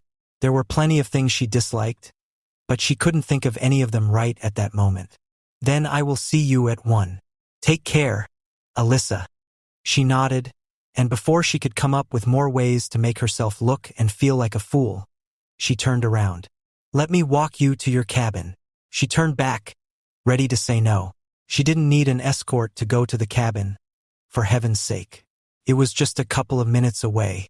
She hadn't even gotten that walk, but the way her heart was thundering, she felt like she'd gotten her workout anyway. Please. And he smiled. Oh, all right, she conceded, and fell into step beside him. He didn't try to grab her hand or touch her in any way. He seemed too preoccupied to even talk to her. Did I really hurt you? He asked rather abruptly. Oh, it's nothing. Promise. I've had worse from fighting with my sister. Your sister. She's the one who looks like you, but sad. Do you think she looks sad? Really? Doesn't she? I'm sorry, maybe I overstep. No, I didn't think you'd notice something like that. He gave her a glance that made her feel rather small. You believe in judging people you don't know, do you? That was fair enough. She just shrugged. I'm here. Thank you for walking me back. It wasn't necessary, but… You're welcome, Alyssa. And it was my pleasure. 1. Please remember. Alyssa sighed. I remember. I'll be there. Allie? Is that you? That's Bree. I've got to go. 1. Great, said Alyssa. And she didn't wait for Mateo to leave before darting inside and closing the door behind her. She stood there for a long moment, wondering just what had happened. What had all that been about? What weird stuff was going on between Gabriel and Matteo Colombo? There was definitely something very strange going on there. Gabriel was probably the charmer, but he'd come across as a little too charming to her. Something about him had warned her not to trust him, though she couldn't figure out what. Was she judging people she didn't know, as Matteo had accused her of doing? Maybe she was, but she trusted her instincts. So why was it that her instincts had warned her that spending too much time with Matteo Colombo would turn her life upside down? And she'd still said yes? Hey there. Did you know that we've other hot romances like this that we want to release? But we need your help. Subscribing shows us that you're part of our journey and allows us to make more of these stories at a higher quality. So please, my queen, subscribe to the Romancely YouTube channel now. Thanks. Now back to your story. Chapter 5. So, Gabriel was there. Matteo didn't know why he was surprised, to be honest. Gabriel managed to do what he shouldn't. That was what he did. But why there? He would soon find out, of course. Matteo walked back to his cottage, and there he was. Gabriel. Well, brother dear. I wasn't expecting to see you here. I decided to come last minute. What are you doing here? Now, what kind of a greeting is that? You know I like California. Do you? Always so serious. Do you want me to go away, brother? Matteo was tempted to say yes, to be perfectly honest. He was tempted to tell his brother to pack up and go away. To your own cottage, yes. Do you want to be included in the schedule today? Lead a wine tasting session? Deliver an address? God, no, said Gabriel, with a shudder. But of course not. Gabriel didn't like doing all of that. He liked giving interviews, preferably one-on-ones, and he liked board meetings where he could throw his weight around. And the weight of his shares, of course. Then I hope you'll enjoy yourself. I must get to work. So serious. Always so serious. Mama says hello. Matteo fought not to grit his teeth. I'm sure she does. Really, Gabriel, isn't there anywhere else in California you would rather be? Explaining why you're here but not a part of the event will be difficult. I'm sure you will find a way, of course. You always do, don't you? Now, excellent idea, for me to get back to my cottage. Nice improvements, by the way. The amenities are impressive. Especially the beauties. What are you talking about? The tall, dark, curly-haired one with the golden eyes, of course. Matteo froze. Excuse me? You haven't met her yet? That's right, you wouldn't step out on Martina, would you? Matteo resisted the urge to punch his brother. Gabriel was the only one in his life who could push his buttons like this. Affection, family loyalty. Matteo reminded himself of all the reasons why punching him would be a bad idea. You go too far, Gabriel. Please go to your cottage. Try and stay out of my way if you're not here to work. Gladly, remarked his brother, and turned around and walked away. He cut a dramatic figure, striding away like that. What on earth was going on? Why was Gabriel even there? More importantly, was he pursuing Alyssa Benjamin? Everything in Matteo resisted the idea. No, Gabriel couldn't have her. Even as a child, Gabriel had always wanted what Matteo had. Even if Gabriel had always had more, even if Gabriel had gotten all the love and Matteo all the duty, his little brother had been jealous. Matteo knew that Gabriel wanted more, but he didn't want to do the work. Just as important, he had neither the passion nor the skill. Or even the inclination to develop the skill. But this was unexpected. Gabriel usually put his head down and stayed out of the way when he was around. He didn't attempt to go head-to-head with him, not like this. Matteo believed in being prepared. He grabbed his phone. Mr. Colombo, what do you need? Gabriel is here. I need you to see if you can find out why. There was a moment of hesitation. Of course, Mr. Colombo.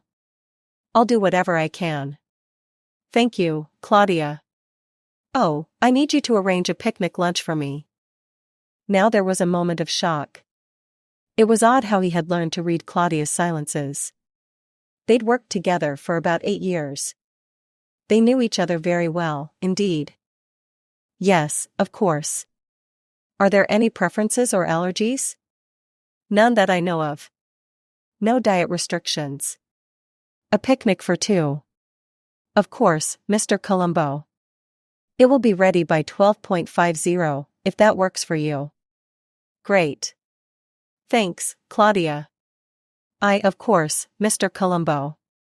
I'll be there in half an hour to go over the keynote address, if you're free. Yes, sure. Sure thing. Matteo pushed all distractions, even the increasingly welcome distraction of Alyssa, out of his mind and got to work. It was a lighter workload than usual, as far as he was concerned, but it was still more work than most executives did all day. Time didn't fly. It never did, for him. He was always precisely aware of the ticking of time, and his own time was always planned down to the second. If Claudia found anything about him different, she didn't mention it. By the 10, when it was time to officially kick off the event, Matteo felt more like himself. But as he stood, ready to deliver the speech and lead the wine tasting, he looked for her, and he found her. Wild and beautiful, with passion shining in her eyes, she was as powerful standing there in the sunlight as she'd been in his dream. She was compelling. He had to find out if it had just been a dream, after all. He had to find out if it had been more than that. He had to. He had to find out who she was. He was about to begin when Gabriel made his entrance. Heads turned, because why wouldn't they? He was the brother and heir to all of that fortune, and he was beautiful, charming, and intelligent. Matteo waited until heads turned back to him, and when he started speaking, nobody turned away again. This was his passion, his life. He could make people feel the joy he felt when he made those wines, when he planned ways to protect everything he made, when he wrought his legacy so carefully. But his eyes were drawn, over and over again, to Alyssa. She stood out. Did she know that? She outshone everybody. Especially when he announced that it was time for the tasting. He couldn't keep his eyes away from her, not when he talked everybody through the process. She was everything he could have hoped for, and he knew that she appreciated every note, every hint and every accent, as much as he could have hoped. When she finally opened her eyes and smiled, nodded as if it had been everything she'd wanted, something unknotted inside him. She was twisting him up in knots, this woman, and he didn't know what to do about it. She was doing things to him that he hadn't known anybody could do to him. When it was time to break for lunch, Matteo slipped away as soon as he could, and anticipation mounted as he walked to their rendezvous point. The picnic basket was, of course, waiting for him. Alyssa, however, was not. Frowning, he sat on the bench and waited. And he waited some more, until he got annoyed, and then some more annoyed. Where was she? Alyssa had a job to do. She had to extricate herself from her friends and her sister. Apparently, she'd made a lot of new friends, too, so there were a lot of excuses to make. She got as far as Naomi before she was stopped again. What do you mean, you have to go? Are you all right? Do you need a doctor? Of course not. Why would I need a doctor? Well, the wine and food are here and you're headed the other way. That, she had to concede, was actually a pretty fair point. I forgot something, that's all. Well, then I'll keep you company. Isn't that Howie calling you? Where? Oh. Alyssa made her escape, and she was on the path when she felt the air change. She wasn't alone anymore, and she wanted to be. Gabriel. I do like how you say my name, Alyssa. Okay. I'm sorry, but I've got to meet somebody. Would you excuse me? Meet me, instead. What?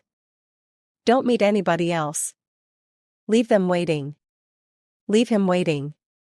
Come with me instead. He grinned at her, a lazy, beautiful grin that must usually be irresistible. It's a tempting offer, but I can't do that. Why not? You hold the whole world in the palm of your hand, Alyssa. You can do whatever you want. Alyssa chuckled, startled. I wish I did. But I very obviously don't. Now, are you headed this way? Asked Alyssa, indicating a direction when they got to a fork in the path. I am. Then here we must part because I'm heading this way, she told him, feeling very clever, indicating the other direction, and before he could stop her, she darted away. She was glad she'd worn comfortable shoes, at least. The ballet flats were not exactly high fashion, but they were comfortable and she didn't resent the long way she'd have to take now to get to Mateo. Shit. She was 20 minutes late. Had Gabriel really kept her that long? There was just something a little unsavory about him, decided Alyssa as she walked faster, hoping that Mateo hadn't gotten tired of waiting for her. Gabriel made her feel as if he was a man who was used to getting his way, no matter what. She didn't think that simple things like rules and ethical considerations would stop him when he really wanted somebody. She walked as fast as she could, but she was still 25 minutes late by the time she got to the bench where they'd said they would meet. She slowed down when she caught a glimpse of him, sitting on the bench, with a picnic basket by his side. He was sitting back, and he looked relaxed. He looked like he'd been plucked from time. He'd taken his jacket off. It was folded on the bench beside him. The white shirt was still crisp and perfect, but he'd unbuttoned the cuffs and folded up the sleeves a bit. He looked far more approachable in that moment than he had in all the time she'd known him. Which was, to be fair, a total of about 1 day. A little less than that. He sure had taken over a lot of her life in just that 1 day. Alyssa hesitated, suddenly wondering if she was making a mistake. This man was more than she could expect to handle. She wasn't sophisticated and worldly in matters of the heart. She wasn't used to having many relationships, or handling it well when they ended. She'd really only had 2 serious relationships in her life and she'd been a little broken when each had ended. Something told her that if she fell for this man, she would find more pain than she'd ever found before. He was far more than she had ever encountered before. She should leave. She should just leave and make her excuses later. But she wanted to get to know him. Even if it was only for a couple of days, and it would of course only be for a couple of days, she wanted to get to know him. She wanted to find out what made him smile, what made him relax, and what made him tick. She wanted to know him. Maybe it was that stupid dream influencing her. It had meant nothing.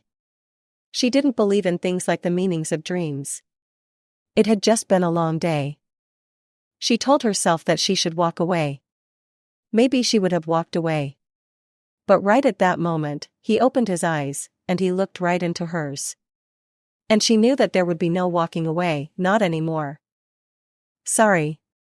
I got held up. He smiled, and her heart beat faster. I assumed you had. Come, sit. Ordering me around again, she said with a smile as she walked over to him and sat down on the bench beside him, making sure that the picnic basket was between them. Do all requests have to have a please? It was a request. Maybe it's because I'm not so familiar with your language? Alyssa chuckled. Suddenly, he'd laid on the accent. But even as she laughed, a little thrill ran down her spine, curled in her belly with a long, deep tug. Yes, there was something about him that drew her to him. Dangerous. This was dangerous. She was playing games she'd never been any good at. You are plenty familiar with the language, and you know you are. Don't play games with me.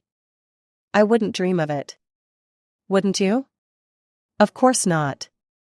I don't play games, Alyssa. This is just a meal together. You can leave any time you want to. It's not like you swore a blood oath to be here until the end. Alyssa laughed a little. I suppose. Her stomach growled embarrassingly. I guess that's punishment enough for keeping me waiting, teased Mateo, and he opened the picnic basket. Oh, well, this is not the kind of picnic I expected. There's actual silverware packed in there, and proper plates, and is that a thermos? It's a thermos with gnocchi? There's gnocchi? You like gnocchi? I love gnocchi. Who doesn't love potato pillows? They're amazing. And oh, look at this. She got the bottle of wine out, gleefully. This is practically Columbo's best, she said, a little stunned. Of course. Well, I suppose it's an of course for you, but it would be a birthday or New Year thing for me. Some of your bottles are far too expensive. Don't you think they're worth it?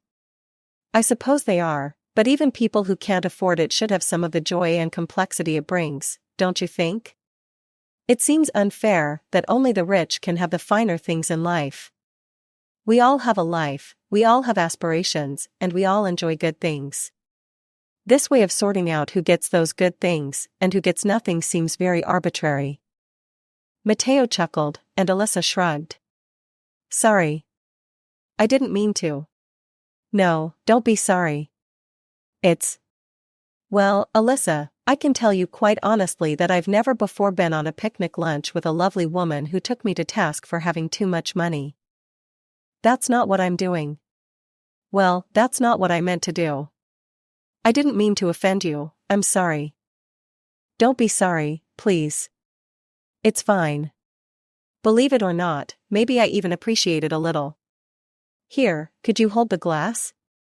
She held it and watched as the bright, transparent red filled the glass. A toast, then. To the finer things in life, and to making sure that everybody gets a chance to sample them. Alyssa smiled. You're indulging me, but I'll take it. He laughed and she knew he watched her as she took a sip and rolled it around her mouth, swallowed slowly and sighed, her lips curving in sheer joy.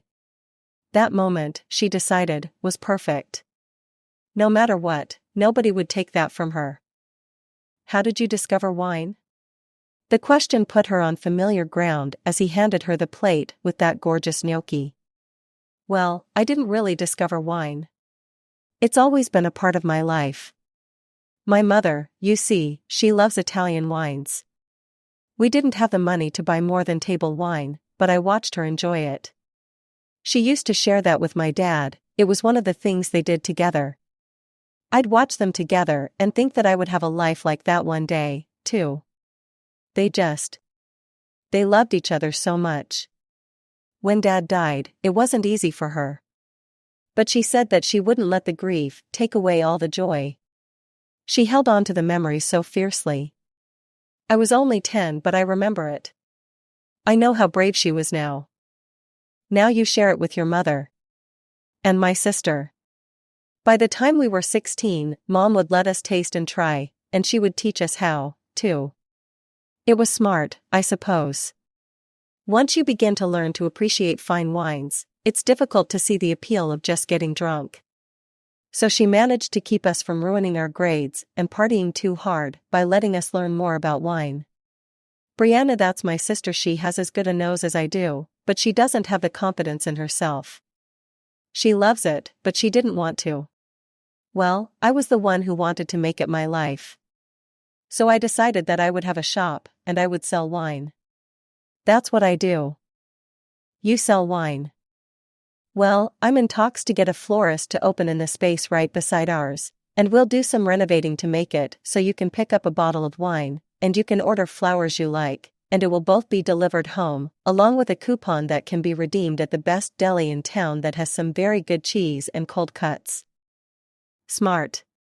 Alyssa sat up a little straighter because she did think it was smart. I think so.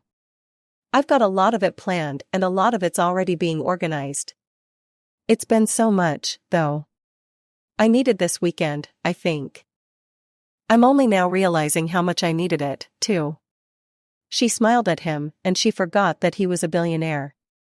He was just a man who looked weary as she felt. She understood that. It's like that sometimes, isn't it? I've been coveting an invitation here for years. I couldn't believe I got it, and I think it's mostly because Naomi and Howie pulled a few strings. But that's how everybody gets their foot in the door, isn't it? There's no point being good at your job unless you have somebody willing to tell people in your field that you're good and deserve an invitation to join the club. There you go again, making me feel unworthy of my own wine. Alyssa laughed. I don't think you're unworthy.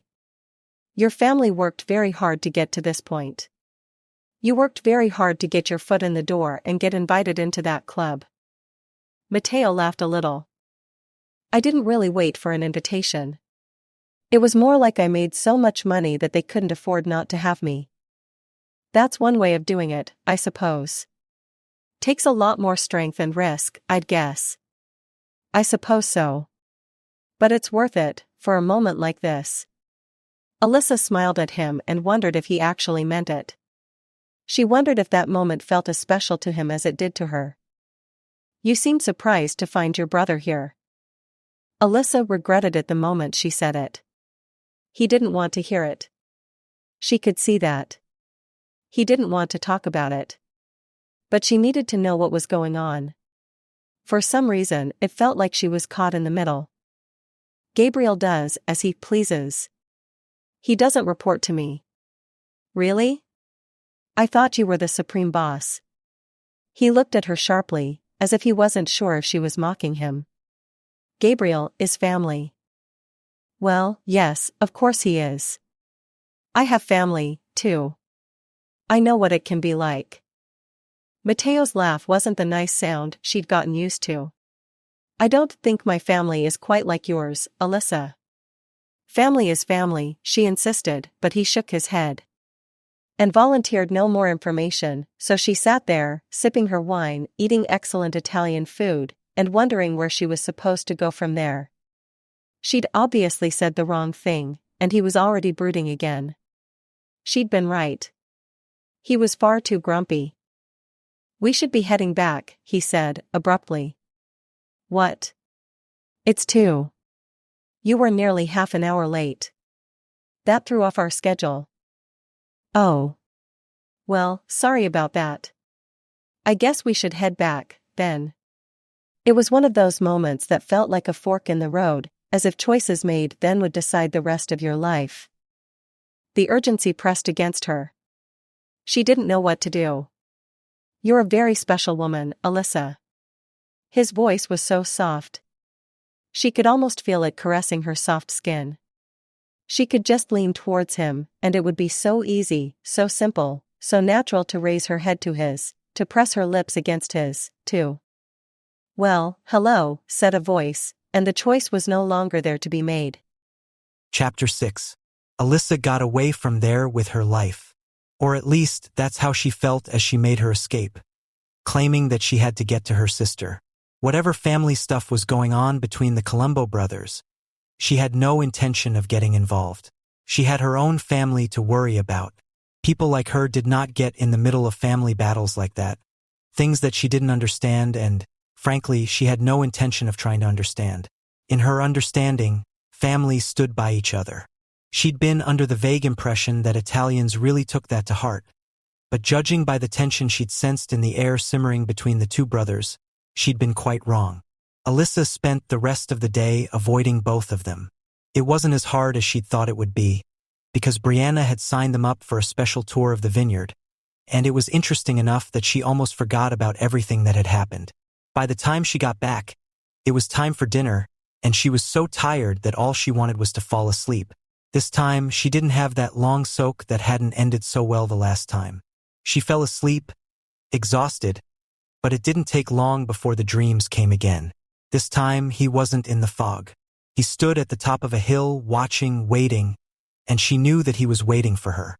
She stood in the shadows under a rock outcrop, and she hated herself because she didn't go to him. She knew he was there. She knew that he would call out her name any minute. But she didn't go because she was afraid. There were too many things pulling her back from him, and it was only her heart that urged her to go to him. She could ignore her heart. Couldn't she? She'd followed it before and regretted it. She'd never felt so strongly pulled to anybody before, but it scared her.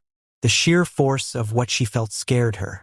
The wind picked up and whistled in her ears. She heard her name on it. It was him calling for her. He needed her, he said. He needed her to breathe, for his heart to keep beating. But she didn't go. She stayed there, huddled in the dark, denying herself both life and light, and she knew that he would go away if she waited long enough. She justified it by telling herself that if he went away, it wasn't real. If he went away, it wasn't love. So she sat there and she waited, for the sun to finally rise and the night to end. But there was no end to that night. The sun didn't rise. The voice calling her name faded away, became more and more infrequent, but it didn't stop. He was still there. She felt him, felt his presence. Finally, she couldn't stand it any longer. She clapped her hands against her ears and tried to shut it out, but she couldn't stand it. She looked up, ready to give in, ready to go to him, and felt a presence close by. Somebody was walking closer and closer. Was it him? Had he come looking for her? But he wasn't supposed to move away from the hilltop. She knew that somehow. He was supposed to stay there and wait for her. It was supposed to be her choice. Fear gripped her. Something was wrong. Something was. A figure loomed, casting a long shadow, and she thought, for just a moment, that he'd abandoned his post, his charge, and come to her after all. But only for a moment. She wouldn't be fooled for more than a fraction of a moment, because it wasn't him. It was. Her eyes flew open. A scream strangled in her throat, her hands over her mouth. What was that? What the hell had that been? What were these absolutely insane dreams she was having? She'd never been such a vivid dreamer before. This place, and Matteo, they were driving her insane. She was experiencing things she had never experienced before. She had to leave. It didn't matter that she'd waited so long for this opportunity, that she'd looked forward to it for so long. She couldn't stay because if she stayed, she really might go crazy. She couldn't do it. Alyssa checked the time and saw that it was 4 a.m. Moving quietly, she got up and started packing. It didn't take long. By 5 she was ready, and she'd made herself a cup of really bad coffee with the instant coffee powder in the cabin. Then she waited for Brianna to wake up, knowing that she had to explain. It wouldn't be easy, but she'd already come up with an excuse. Naomi and Howie would give Brianna a ride back home. Brianna would understand and let her go. She had to, because Alyssa couldn't stay any longer. She had to leave. Matteo looked for her, and he didn't find her. He'd looked for her the evening before, too. Finally, he'd found out that she'd been on a day trip. It had frustrated him, almost as much as Gabriel had frustrated him. Still, he'd assumed that he would see her the next day, and he'd be able to explain everything, and it would all be fine. There was something special there. He knew that. He wanted to see Alyssa again, and he would see her again. She had such joy in life. From what he'd gathered, she hadn't had a particularly easy life, but nothing had taken her optimism away. She was lovely, but he'd known many lovely women. He'd never known somebody with such verve for life, who enjoyed every moment and lived in the present so completely. She was everything he hadn't realized he'd been looking for in a wife. Matteo had thought that he would marry in about 5 years. 35, he felt, was a good age for a man to become a husband and then, soon after, a father. Of course, being a father was as important as being married was. After all, he'd reasoned it all out. He'd indulged his little brother far too much. It had been fine when Gabriel had only wanted the perks of being a Colombo. He'd never wanted the responsibility before. He still didn't want the responsibility, to be honest. Matteo was sure of that. What he wanted was the power. Matteo couldn't understand that. Gabriel had never been powerless. Never. He'd never known what it was like to be belittled by people who knew so much less, simply because he didn't have a pedigree. He'd shielded his little brother from that. All his life, Matteo had shielded him. But now, in the last year, Gabriel had changed. Matteo blamed Alexandra for it, and he was honest enough to admit that it was as much out of habit as anything else. He blamed Alexandra for most things, and to be perfectly fair, Alexandra usually deserved it. Now, Gabriel reminded him more and more of his mother. It was as if she was pouring her spirit and all her spite into him, turning him into somebody else. Somebody who was vindictive and full of a resentment that Matteo didn't understand. Gabriel could not take over Colombo. Maybe before that year, Matteo would have considered it. But in the last year he'd realized that his little brother had grown into a man who could not take over Colombo wines and vineyards. He would not be able to handle it. He would not be able to make it grow. And Matteo did not want to spend all his time watching his own back.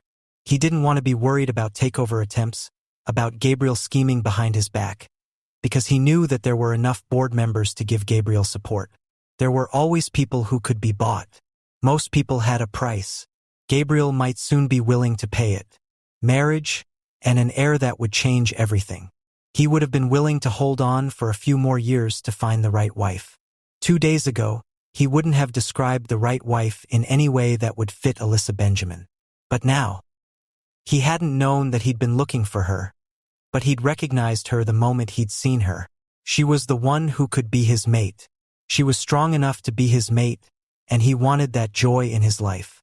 Alyssa would need to be convinced, of course, and she would have to make quite a few changes, but it didn't even occur to him that he might not be able to do that.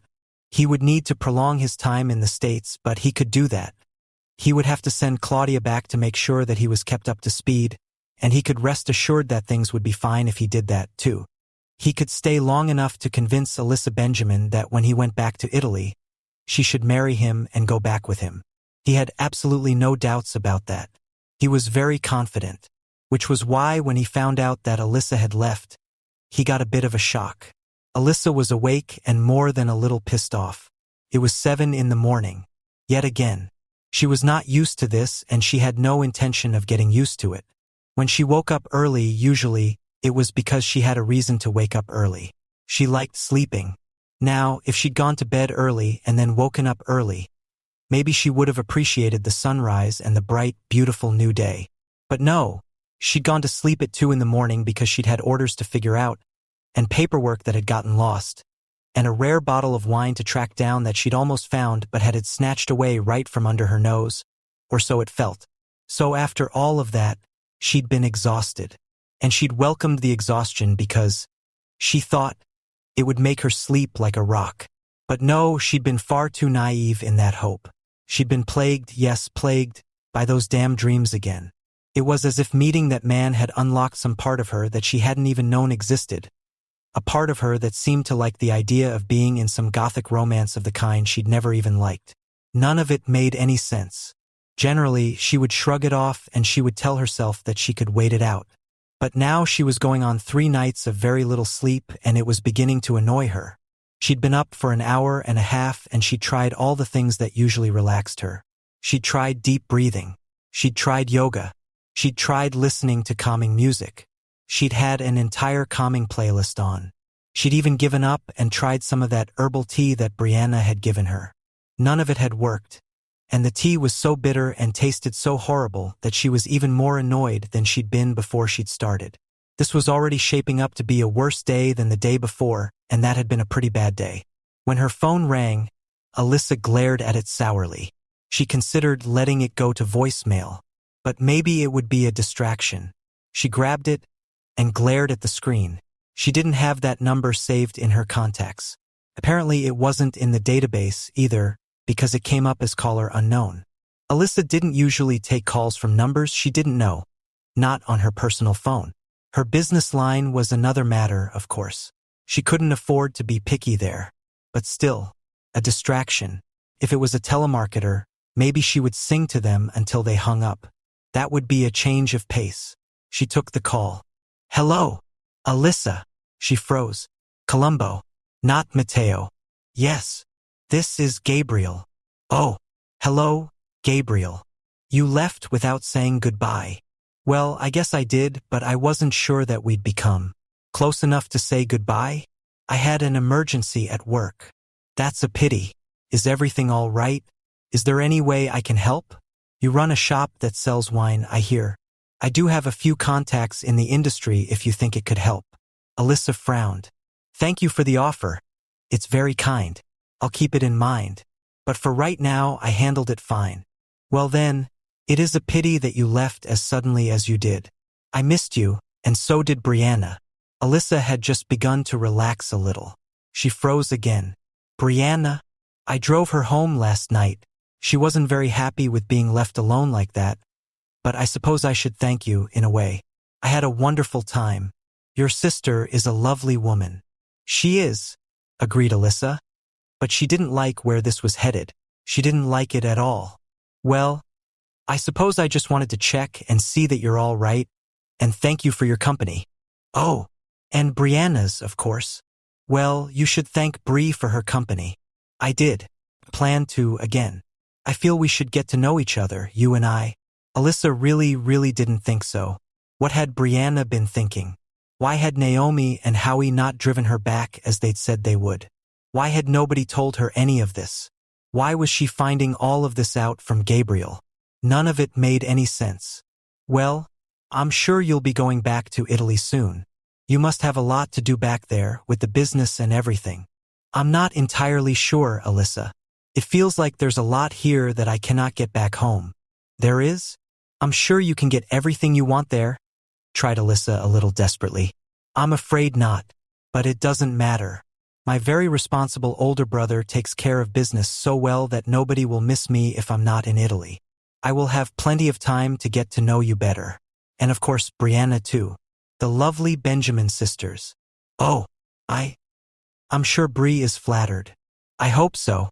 I called to ask you what Brianna's favorite flowers are. I'm sure you know. Her favorite flowers? Yes, of course. Well, she loves orchids, especially purple ones. How appropriate.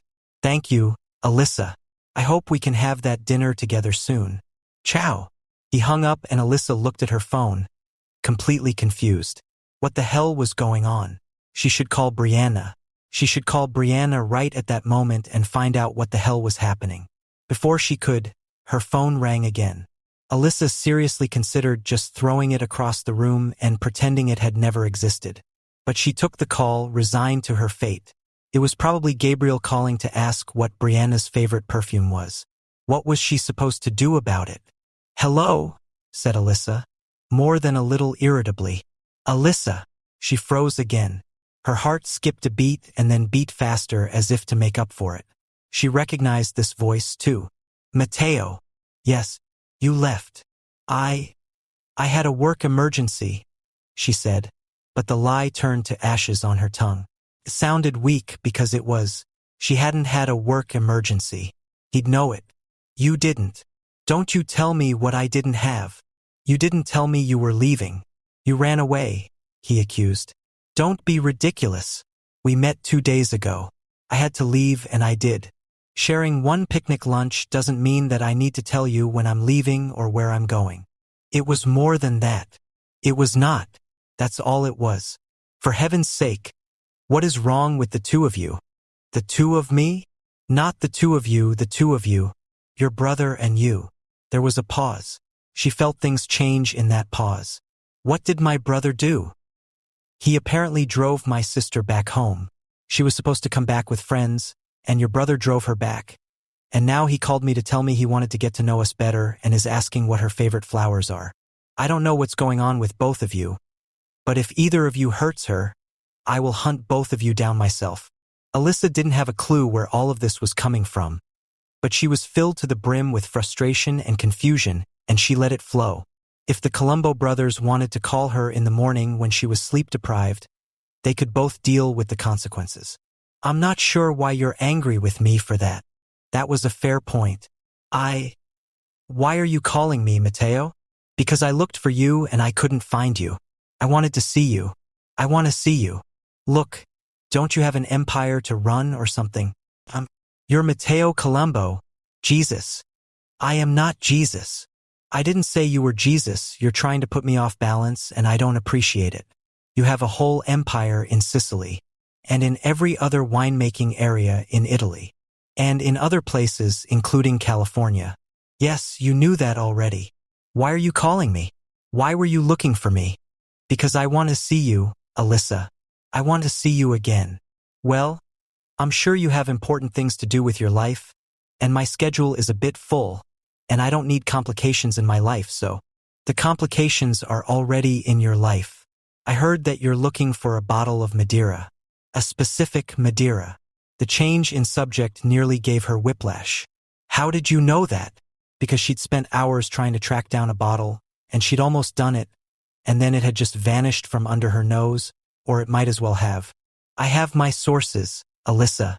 You can have it. What? You can have it. I have it, and I will give it to you. Everything in her went on very high alert immediately. When a very rich man offered you something you very desperately wanted, it was a fairly good bet that he wasn't doing it out of the goodness of his heart. She would eat her own heart if he was, to be quite honest. Why do you have it? Alyssa, it is my business. I know you want it. I can give it to you. Isn't that good enough? No, it's not. What's your asking price? I don't have a price. Don't you say that, Matteo. Nothing in life comes free. Of course there's a price. Tell me what it is, and if I can afford it, then I'll buy it from you. All right, I'll give you a price.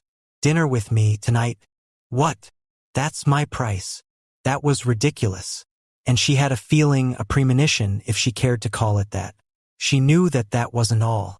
Of course it wasn't all. She would be risking far more than an evening, a few hours. She'd known that, hadn't she? That's why she'd run. She'd run away from him and the strange things he made her feel. She'd run away from a feeling that her choices were being taken away from her. But she hadn't run far enough. She'd run home, and home hadn't been far enough. Matteo, I don't like being manipulated. Nobody does. Nevertheless, that is my price. I want you to have dinner with me. You can have the bottle of wine you've been chasing for months if you have dinner with me. Is that really such a high price to pay, Alyssa? It was far too high. But that feeling of inevitability engulfed her, threatened to drown her. So she shook her head. Yes, it's too high a price because that's not all. It's not just dinner. It's never just that. I don't want it, Matteo. Goodbye. She hung up on him and knew that it was already too late. Chapter 7. If only it could have been that easy. If only life could have been that easy. But it never was, because it wasn't up to her. She had a Columbo brother in her life, no matter what she wanted. Is this really good enough? Stop fretting, Bree. It's fine. He's so used to fine things, Allie. I'm a little nervous. Alyssa bit her tongue. I really don't want him to feel like it's not good enough. Alyssa couldn't possibly bite her tongue hard enough. Don't be an ass, Bree. You don't have to impress him. Besides, you're not dating him. There was complete silence. Brianna? Adam moved out, didn't he? Asked Brianna defiantly. Oh no. Alyssa knew her sister when she got that note in her voice. Bree. I can live my life. If Adam can sleep around with his secretary, I can date men, too. Bree, don't you think you're jumping to a lot of conclusions? I mean, seriously. Just last week, you told me that you hadn't even talked to Adam about all this. He can find me and talk to me if he wants to. Why do I have to be the one who puts her pride on the line all the time? He has everything. He can do whatever he wants, and if I question him, I'm the bitch. Well, I'm done with it. I see no reason why I shouldn't spend some time with a handsome, charming man who finds me interesting. And he was kind to me. He didn't have to drive me home or anything. That's right, said Alyssa, seizing the point. He didn't have to. Naomi and Howie were driving here anyway, you could have come with them. You said you'd come with them. And I chose not to. What is your problem with this, Alyssa? Do you have an objection to how I live my life? Alyssa backed down. She knew where this would lead to. No, of course not. I just don't want to see you hurt, Bree. Why would I be hurt? Anyway, what could hurt more than how Adam betrayed me? What could she possibly say to that? I'm sorry, Bree. Of course, it's your life. You should do what makes you happy. And yes, that wine is excellent with chicken. It'll be great. You're making your special chicken, right? Brianna nodded. Then it's perfect. I'm sorry, Bree. Of course you should be happy. I just wish you would go a little slow and give Adam a chance to explain first. And I wish you would butt out and mind your own business, Alyssa. All right. Jesus, all right, fine. I'm minding my own business. You mind your business. Here, take your wine, and pay me, and it's all business. Fine. Fine. Brianna paid and left in a huff, leaving behind Alyssa, who was still fuming. What was wrong with everybody? What was wrong with her? She shouldn't have been like that with Brianna, thought Alyssa, the temper leaving her. She should have been more understanding. She should have. Well, if regrets and wishes were pennies and dimes, thought Alyssa, and sighed. I'll close up, Diane. Thanks for coming in today. Did you get your revision done? Diane grinned. I did, and I'm sure I'll ace it. And then I'll graduate. And I'll miss you when you move on to bigger and better things. Not unless I can get a bigger and better job, said Diane with a grin, and Alyssa felt herself settle a little bit. Diane really was a ray of sunshine. She looked about 16, but she was 26 and had gone back to college in the last couple of years. She was so close to graduating, and Alyssa was so proud of her. I hope you do, and then you can buy a stake in the shop and we can expand. You won't hear me complaining if I can do that. Sure, you don't mind if I take off? Absolutely sure. Go on. Great, chirped Diane and grabbed her stuff and left, leaving Alyssa alone in the shop. Alone was a great time to brood. She decided to get some inventory and bookkeeping done. If she was going to be grumpy, she might as well have a reason to be grumpy. Doing bookkeeping and trying to make numbers make sense was a good reason for Alyssa. She'd struggled with a business major and she'd managed to get through it, but numbers were still a struggle for her. It was already dark. It was only 6, and the days were supposed to be getting longer, but it felt like there was more darkness than there had been in the winter. She could have done with some sunshine, but what could she do? But she knew that no matter how much sunshine there might be outside, it wouldn't help her, not the way she felt. She missed him. She missed him far more than she wanted to admit. It didn't even make any sense. She'd only spent a few hours with him.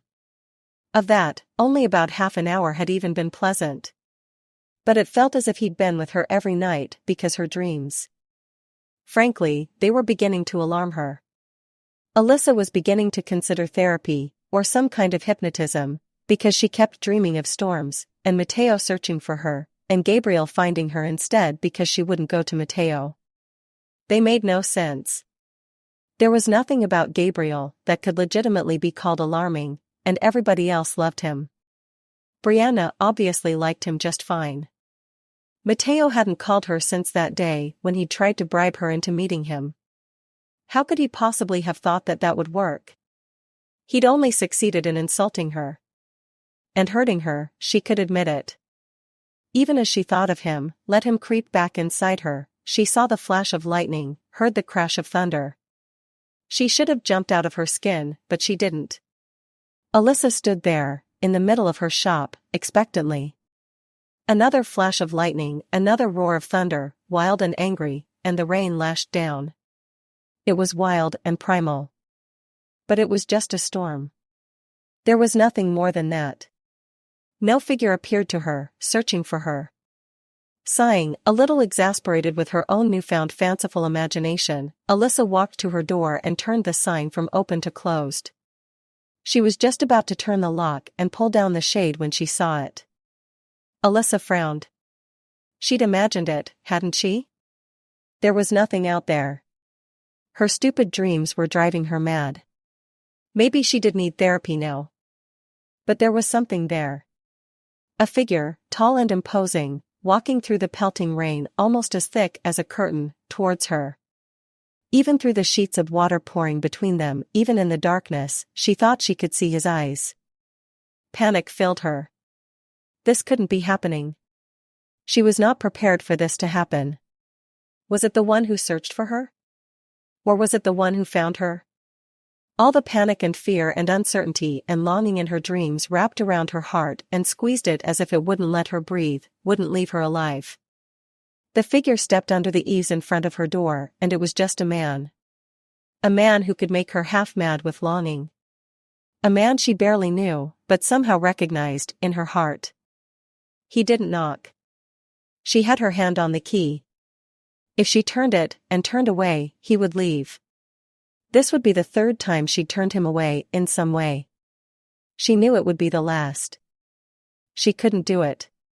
She opened the door and stepped back. He walked in, water dripping from his coat onto her clean floor, and he stood there, watching her. His eyes appraised her, as if he wasn't sure if he'd found what he was looking for. She hadn't even known that she'd been looking, but she didn't know what she'd found, either. But she had opened the door. A gust of wind blew in rain. Quickly, she closed the door and locked it. She hesitated just a moment before pulling the shades down and turning to him. Alyssa. The way he said her name made her breathless. The way he looked at her made her tremble. She was afraid. She was afraid of how she felt with him. She'd never felt like that before. Not with anybody. She'd never felt this compelling, irresistible chemistry with anybody. You're soaking wet. I'll get you a towel. He didn't move. She didn't move either. Matteo, what are you doing here? I couldn't get you out of my mind. Why? I don't know. I went back home. I went back to Italy, but I could do nothing. I waited a week. I told myself that I would wait forever if I had to, but I couldn't. I needed to see you. I'm here. I know. I see you. Matteo, I don't understand what's going on. Do you need to? Asked Matteo, and Alyssa looked up into those green eyes, and she didn't care. Everything she'd tried not to feel came roaring back. She wanted him. She wanted him more than she had ever wanted a man before. Couldn't she have that? Couldn't she just take that much and trust that she would be fine afterwards? She was deluding herself. She knew that, too. But she'd opened the door. She'd made her choice in that moment. She knew that. I don't know. I'm here because I couldn't get you out of my mind. You're in my head. You're in my dreams. I needed to see you. Your dreams? My dreams. You're everywhere, but not with me. I need you with me. She took a step towards him, knowing that she might be making a mistake. Knowing that she was risking more than she could imagine. I don't. You don't what, Alyssa? She was so close to him, just a few inches away. One more step and she would be brushing against him. Taking a deep breath, she looked up at him and met his eyes. I don't know why this is happening. Do you need to know? He asked again, and Alyssa didn't look away. Matteo. He sighed, pulled her into his arms, and she melted against him. She was found. She was home. His coat was wet and soaked her clothes through, but it didn't matter. She was warm in his arms anyway. She rested her head under his chin and held on, wrapping her arms around him, pressing herself to him. Was it the first time they'd touched since he'd kissed her hand? Since he'd gripped her arms? This time it felt like everything right. Matteo. Look at me. She raised her head to look at him, looked into his eyes, and she trusted him. She chose to trust him. He bent his head towards her. The world seemed to go still in anticipation. She couldn't move. She couldn't breathe. Her lips parted, just a little. Her eyes closed. When his lips finally touched hers, she sighed against his mouth, moved against him, and opened for him. Oh no, it's about to get hot, but we can't put this on YouTube as they don't allow it. I'm sorry, but check the description of this video to join the Romance Audiobook Insiders for free and get details on how you can get the steamy scenes in future. Okay, back to the story. If you want more BWWM romances like this, please my love, be sure to subscribe to the Romancely YouTube channel. I look forward to spending more time with you. Subscribe and let's make it happen. Chapter 8. Alyssa thought the storm was clearing, and so was her head. She didn't know what madness had descended on her. Exactly. But she was now lying naked with Matteo, who was also naked. very definitely naked. She snuck a look and was glad to see that he had, at least, remembered to put a condom on. She hadn't thought of such things. Sure, she was on the pill to avoid cramping from hell every month. But a hot piece of ass with many billions had probably slept with more people than she could have managed even if she had accepted every single proposition that had been thrown her way. Oh God, what had she been thinking? He'd just walked in and she'd had sex with him. On the floor of her shop. She was going to have to sanitize herself and her floor now. Why was she even thinking about the floor? She'd had sex with Matteo Colombo. That had to rank up there in the top 10 most stupid things she'd done in her life. Alyssa sat up slowly and saw that Matteo was looking at her with a lazy grin that showed that he had no intention of getting up. He also had no regrets. Very obviously. You're beautiful. You get very Italian when, you know. His grin widened. Did he have absolutely no sense of self-consciousness? Because she did. Good heavens. Where was her dress? Where were her bra and panties? She was apparently still wearing her shoes. So she saw was Matteo. That was all he was wearing, though. That and a lot of confidence, apparently. Do I? But you can't draw conclusions from just once. Do you want to come over here and try again? What? No, I think I'll pass. I mean, we'll just... You wouldn't happen to have seen my dress. Have you? I think it's on that shelf over there. Oh right. Strange place for. It's soaking wet. I thought it might be. Well, I'm just going to go into the office and change. I need to change too. Do you have anything to change into? I don't. But I was hoping you could come up with something. Alyssa shook her head because what on earth could you say to something like that? Well, not here obviously, but I might have something that will fit you at home. That works for me. The rain is still quite heavy, but I'm sure you can navigate it. Wait, you're coming home with me? Unless you have an objection and plan to kick me out, I hoped I might be able to go home with you, yes. Alyssa gave up and ran for the office, where she thankfully kept her workout clothes. Now she was very glad that she rarely used them because they were definitely clean, and thank heavens they included underwear. She dressed quickly, checked her hair and winced before trying to get it to calm down a little, and finally went back out again. She wasn't sure if she was relieved or disappointed to see that he'd managed to find his pants and pull them on. He wasn't wearing his shirt, though. She felt extremely plain in her yoga pants and her loose t-shirt, but he looked at her as if she was the answer to all his prayers. You look lovely, Alyssa. Thank you. Well, I guess we'd better get going, then. I know you're closed, but could I buy a bottle of wine? I thought we might share it to celebrate. She wasn't entirely sure what they were celebrating. She wasn't entirely sure just what the hell was going on, either. Well, she would have to just play it by the ear and figure it out, she decided and nodded. Sure, we can take a bottle. No, please, you can't pay for it. It's for me, too, isn't it? He beamed. Of course, it's for both of us. I like the sound of that. All right, this was getting more than a little weird. She could handle it, though, or so she thought. Alyssa found a bag for the bottle, managed to find her purse, gathered up their clothes for the washer and considered. Maybe you should put your shirt on. You ripped the buttons off. Oh, I did. You did. Well then, maybe the coat. And, oh God, look at that. I'll just mop that up before it stains. She grabbed a mop and efficiently cleaned the floor. She considered sanitizing it, too. But she thought perhaps it might come across as rude. Well, she could do it the next day. Whatever it turned out to be like. Because she had no idea what was going on in her life at the moment. You look very sexy with the mop in your hand, too. Exasperated, she turned to him. Look, that's enough. Knock it off. He looked surprised.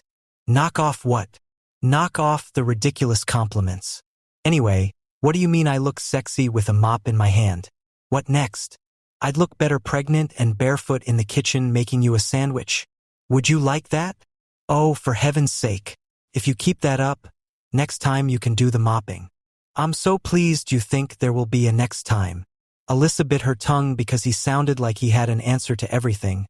And anyway, thinking of next time was beginning to give her stomach butterflies. Would you be more comfortable barefoot when you're pregnant? He asked. as if he was asking how she liked her coffee, as she pulled her coat on. He had, thankfully, put on his coat. At least the abs of steel were out of sight. They did strange things to her self-control when they were visible. What? I have no idea, I haven't thought of it. Why would I? I don't plan to be pregnant for ages. You do want a family, though, don't you? Alyssa shrugged. Sure, I mean, later, when there's time to spare, and I won't have to worry about running the business into the ground when I take time off to raise children. I'm sure there are women who can do both together, but I really don't know if I'd be able to stay sane doing that. Then there's the father. You can't really have children without a father for at least the first part of the process, you know?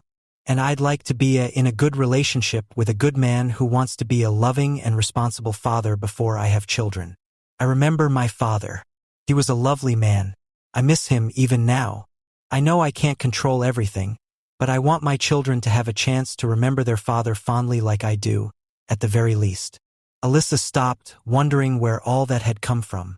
It wasn't news to her. She'd thought of all of it before, but she was telling all of her deepest thoughts to somebody who was practically a stranger to her, even if they'd shared something that intimate, and now she was taking him home with her. It occurred to her that she wasn't acting rationally either. She had a lot of nerve, judging Brianna for being impetuous about whatever she was doing with Gabriel. At least Brianna hadn't jumped his bones at her workplace and then taken him home with her. She owed her sister an apology. I have good memories of my father, too. He taught me most of what I know, but I changed many things to suit me. I know. Your father had more of a small family business. You turned it into a multi-billion-dollar company.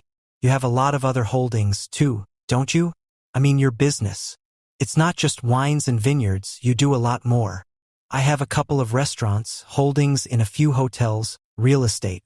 That's what I thought. Not that I've done any extensive research. You know, just because I was curious. You have an inquisitive mind. It's very appealing. And quite sexy. Now, shall we make a run for it? We don't have to. My car is right there, said Alyssa, nodding towards the four-wheel drive. That's your car. Sure, why not? It's big. Sure, it's handy. I pick up a lot of stock myself. It's a lot easier if you have a big car. Mind you, I just liked it too. It's expensive even secondhand, but it's fine. It's worth it. I keep telling myself that a lot of things are worth it. They have to be eventually, don't they? You're worth it.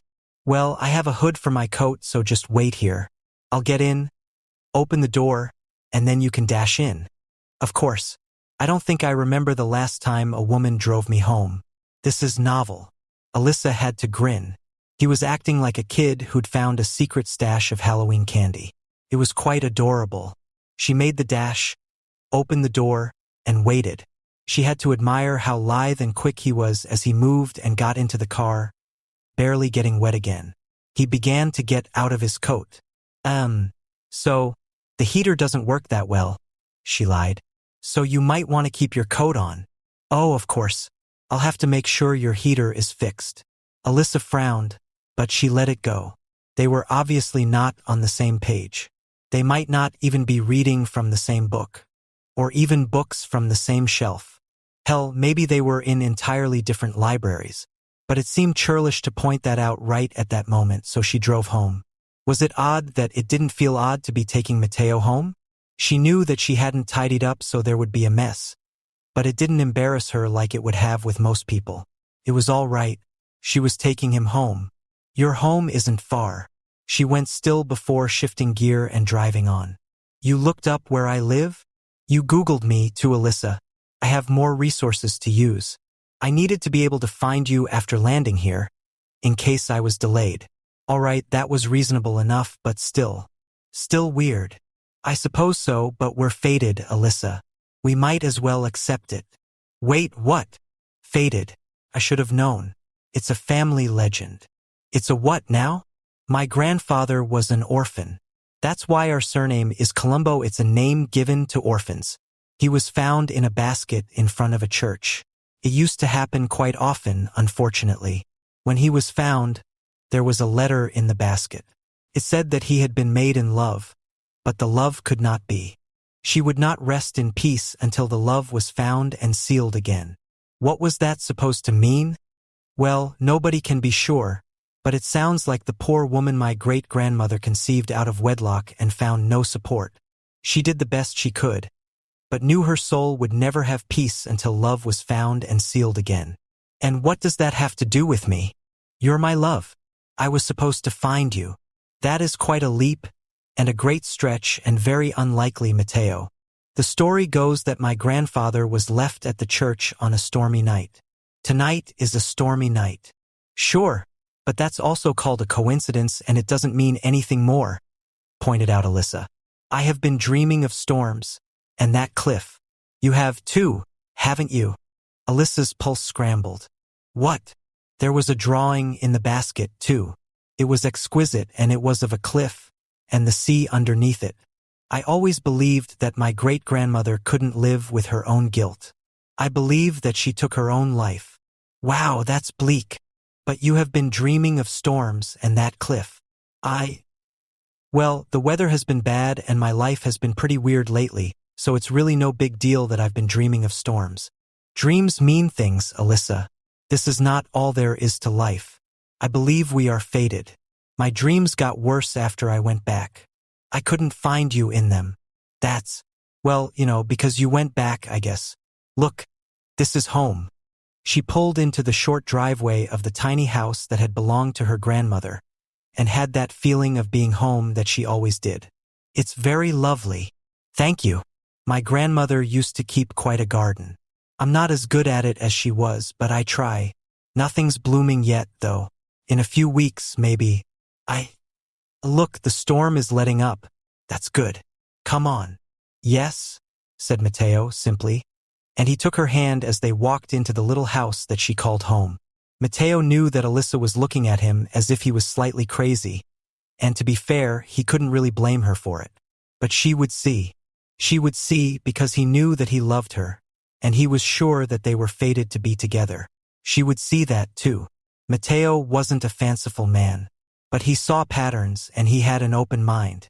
He believed in souls and he believed that pain lingered. He believed that some dreams were more than just dreams. But he believed it because he'd seen it. He'd seen himself going to her that night, and he'd tried to fight it until he'd given in. The weather forecast had mentioned no storms. The skies had turned gloomy right after he'd landed.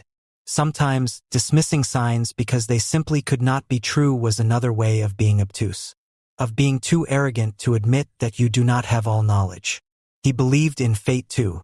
Without that belief, he would never have been able to risk everything his grandfather and his father had built. He'd believed that he would make his grandfather's dreams come true, and he'd done so. His grandmother, God rest her soul, had instilled enough respect in him for what you couldn't see and touch. Now he'd seen it and maybe he'd even touched it.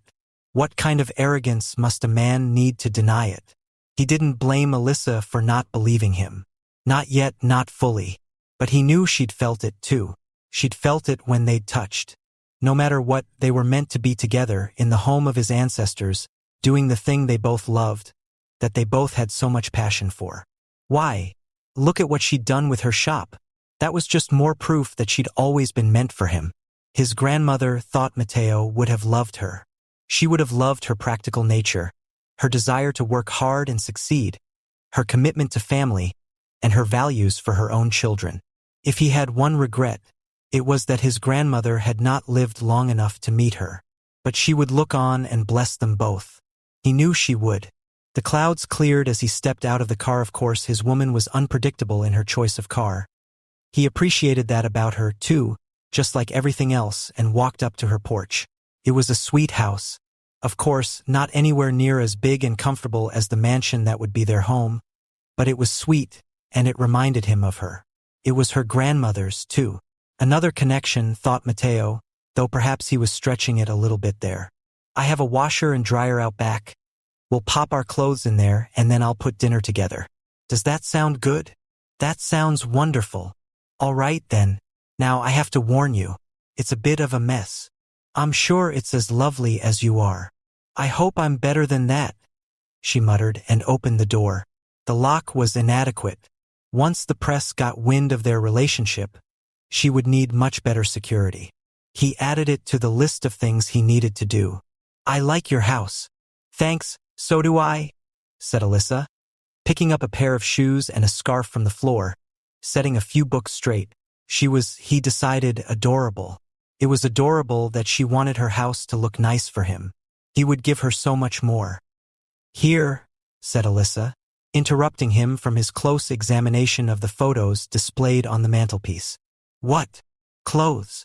Oh, right, of course. The bedroom is there. Sure. Thanks, said Mateo and walked in, leaving Alyssa alone. Alyssa figured that as long as she kept moving, she wouldn't have to start thinking. She didn't think she'd be able to stop screaming if she started thinking. Her life was going batshit crazy. She had no idea how anybody was supposed to handle any of this. When her phone rang, she grabbed it gratefully. For once, she was happy her phone was ringing. Allie, Bree, tell me you need me.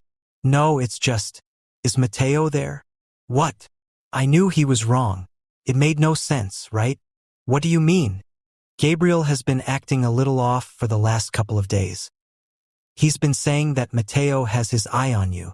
Oh, why would he say that? Something about knowing his brother. Anyway, I just had to call and make sure, because he told me that Mateo is a bit of a playboy. He doesn't sound all that great, to be quite frank. A playboy? Really? Sure. He travels a lot for work and he has a girl at every port, says Gabriel. Oh, are you sure? Yeah, Gabriel wouldn't lie to me. Anyway, he's been telling me that Mateo has had his eye on you and I should warn you. I thought it was all irrelevant. I mean, if you were involved with somebody, you'd tell me about it, right? Right? Said Alyssa a little weakly. Yeah, that's what I told Gabriel. Anyway, he planted that little seed in my head and I had to call and check because I couldn't really get it out of my mind, but I was sure it was nothing. He said that Mateo has been engaged to somebody for the longest time, too. What? Somebody named Martina? Martina Totti? She's a socialite in Milan. I think we might have seen photos of her or something. He's engaged to Martina Totti? They've been engaged for about 4 years, apparently.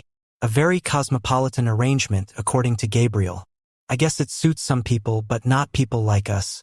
We like honesty and loyalty, don't we? Alyssa swallowed hard and tried to keep her head from spinning by pressing her hand to her forehead. It didn't really work. Her head kept on spinning, anyway. Couldn't be true. It really couldn't be true, could it? We do, agreed Alyssa. Not sure what she was saying they did. They make a gorgeous couple, though. Hold on, I'll send you a photo. What? They held a family engagement party or something. Well, Gabriel's mother threw a party for the couple. You know who she is, right? Alexandra Tiffany, said Alyssa. That's her. Gabriel has her eyes. Anyway, I wanted to call and warn you about it, but obviously it's not necessary. There, I sent you the photo. Did you get it? Her phone beeped. I guess. I'll have to check later. Data isn't turned on. She lied. Oh, all right, no rush. It's not important or anything. Oh, Gabriel wants to come by the shop and see you, and then take us both out to dinner. Wouldn't that be nice? And he wants to go home on Sunday to have dinner with Mom, too. I'm telling you, Allie, he's wonderful. I can't believe how much he likes me. I really can't believe how well this is all going. Bree, has Adam been in touch with you? No, not yet, and I don't care. He can live his life however he wants to with that secretary of his. Oh, anyway, I've got to go. I'm on an ice cream run, I have to get back home. Gabriel said he'd come by later. Brianna hung up, and Alyssa tried to hang on. Chapter 9. Alyssa stood in her kitchen, holding her phone. There was a photo open on it. It showed a very lovely couple. A very big and very expensive diamond engagement ring winked and sparkled on the blonde beauty's ring finger. At least, she assumed it did, alive with light and promised. It was just a steady glow in the photo. That was definitely Mateo beside her, though, with his arm around her. There was no doubt about that. That was an engagement photo. Martina Totti was as unlike Alyssa as it was possible to be. She was petite, blonde, blue-eyed and absolutely gorgeous, so perfectly groomed that she could have stepped into a fashion magazine shoot without a second thought. They made a lovely couple indeed. For years they'd been engaged for 4 years, according to Brianna. 4 years, and an arrangement. So now she was part of the arrangement, she supposed. What else could she imagine? Alyssa? Mateo came into the kitchen, wearing an old pair of sweatpants and a t-shirt that had once belonged to Liam. Liam had chipped away at her heart for about 3 years. She'd loved him, hadn't she? She had. She'd hoped to spend her life with him. There had been so many evenings of drowning her feelings in ice cream and wine because he'd chipped away at her heart a little more every time, and every time, she'd gone back to him. He'd been wiped clean from her mind when she'd seen Mateo. But now there Mateo was, having broken her heart, too. He'd done it all at once. No chipping away slowly for him. That was when she realized that she'd fallen in love with him. Not just a strange obsession. Not something weird she couldn't explain, a passing fancy that might heat her up, burn her up, but would burn out. She'd fallen in love with him. How odd that she needed heartbreak to see it. Well, there was no point beating around the bush. She'd blamed Brianna for not being honest with her husband, hadn't she? She would practice what she preached, at least. She took a deep breath, and let go. Are you engaged? What? But she knew the answer from how he looked at her. She saw the guilt in his face, in his eyes. There were no words that could make up for how he looked at her when she said the words. Are you engaged, Mateo? Alyssa. Please. That is not the kind of answer that needs an explanation, is it? There can't be a middle-of-the-road answer for that. It's either yes or it's no. Either you're engaged or you're not. Which is it? It's not how it looks, began Mateo, and Alyssa's heart broke a little more. Maybe he was right. Maybe they'd been fated to be together. But even fate couldn't do much in the face of a betrayal like that. Even fate couldn't do much in the face of lies. Fate couldn't mend a broken heart, either. It looks like you're engaged to Martina Totti. Look, it's pretty obvious. 4 years ago this was taken 4 years ago, right after you got engaged to her, according to this. Are you still engaged to her? Alyssa, it wasn't like that. 4 years ago, I needed to do it. Why? I needed to let it be known that Columbo would have an heir. She shook her head. What? That makes no sense. My father. It was stipulated. In his will.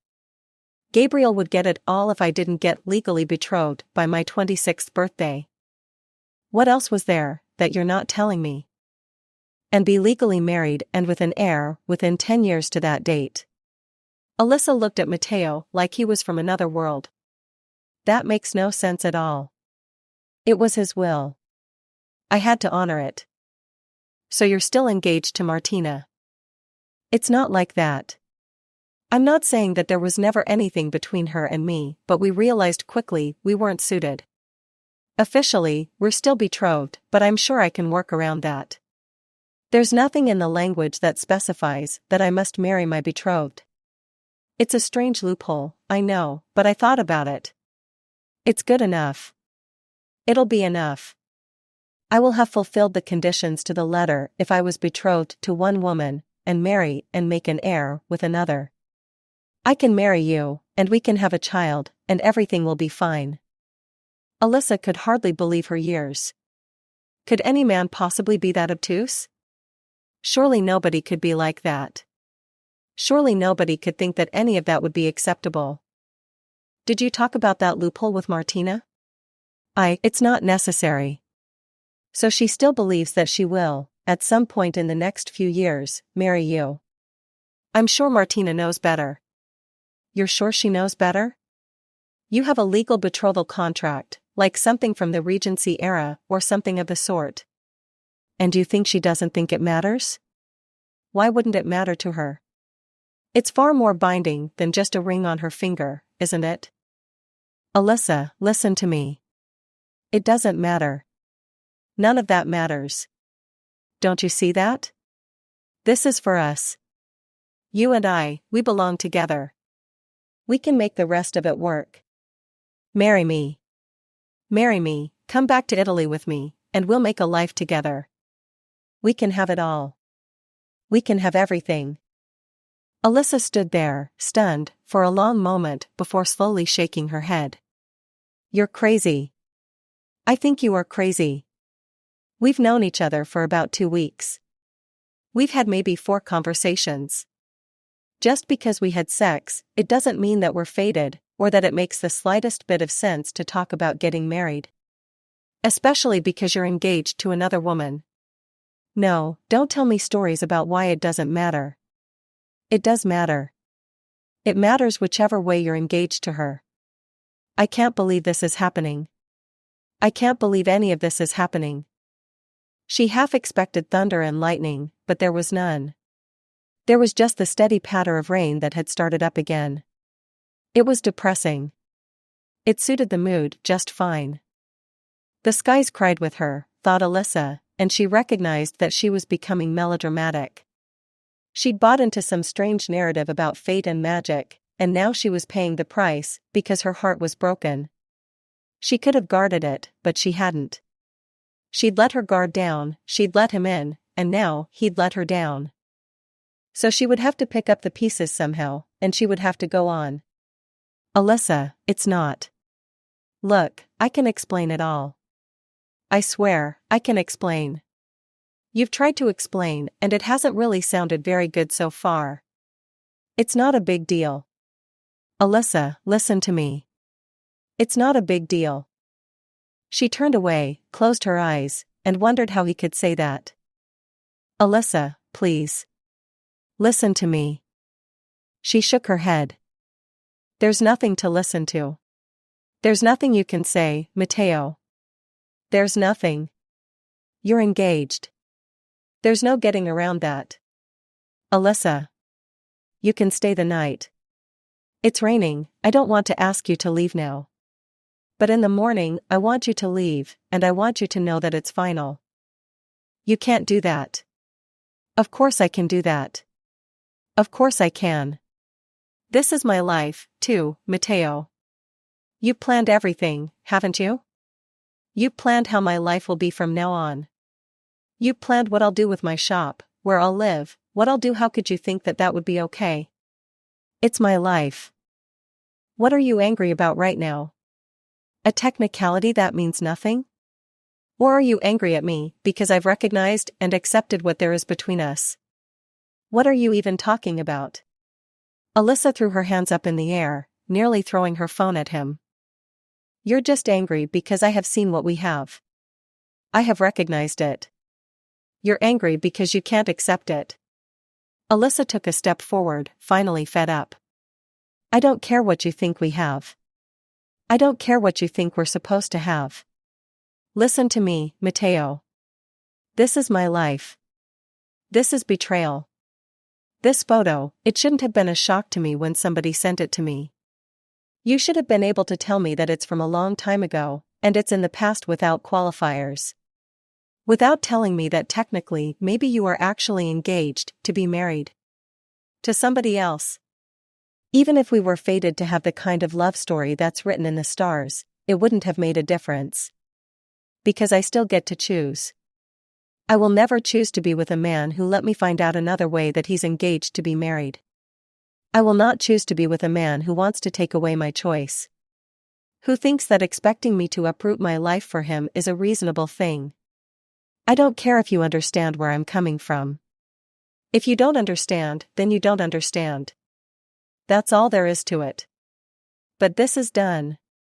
We're over, Matteo. Whatever we think we've got, we don't have it. Without honesty, without respect, there is nothing. Nothing, do you understand? Nothing. You can't mean this. I came all this way for you. I rearranged my life, because I love you. Alyssa shook her head furiously. You did it for yourself. So what if we had a few dreams? Our lives aren't spent in dream. They're lived in the real world. In the real world, you have no respect for me. You came here because you believed that I belong to you. Well, I've got news for you, mister. I don't belong to anybody but myself. You can take that to the bank. Matteo glared at her, his eyes cold, his face set. You refuse to listen. Fine. I refuse to listen. I admit it. Now will you leave me alone? He went still. You want me to leave you alone? Yes. I want you and your brother to get out of my life. He's latched onto my sister, do you know that?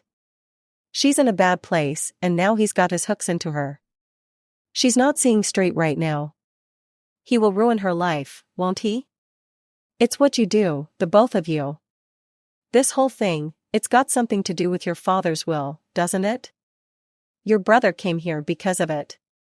You were surprised to see him. Don't tell me you weren't. It was obvious that you were. Things are complicated between us. Sure. Sure, when it's something to do with your actual life, you brush it off by saying it's complicated as if that's not the biggest cliché in the world. But you have no problem planning my entire life out to your convenience. We don't even know each other. We know each other. We could know each other for 1,000 years and we wouldn't know each other better. She shook her head in denial, and with great effort, she stepped back, and she stepped away. This is over. Whatever it is, it's over. I don't know what kind of madness this was, but none of it was anything like me. None of this is like anything I would do. I don't care. This is over. I want you to leave tomorrow, and we'll go back to our sane lives. This time, he didn't try to explain. He didn't try to convince her that she was wrong. He just looked at her grimly and nodded. If that's how you feel, Alyssa, you won't be bothered by me again. You can stay till morning. It's raining. I won't melt in the rain. Goodbye.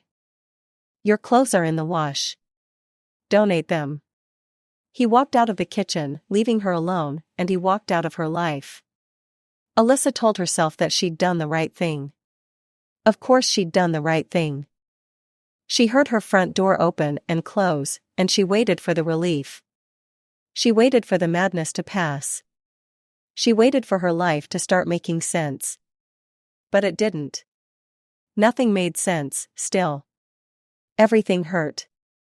The rain fell and fell all night. She sat at her kitchen table and waited for the numbness to go away. But that didn't go away either. She waited for the pain, then. Anything. But she felt nothing.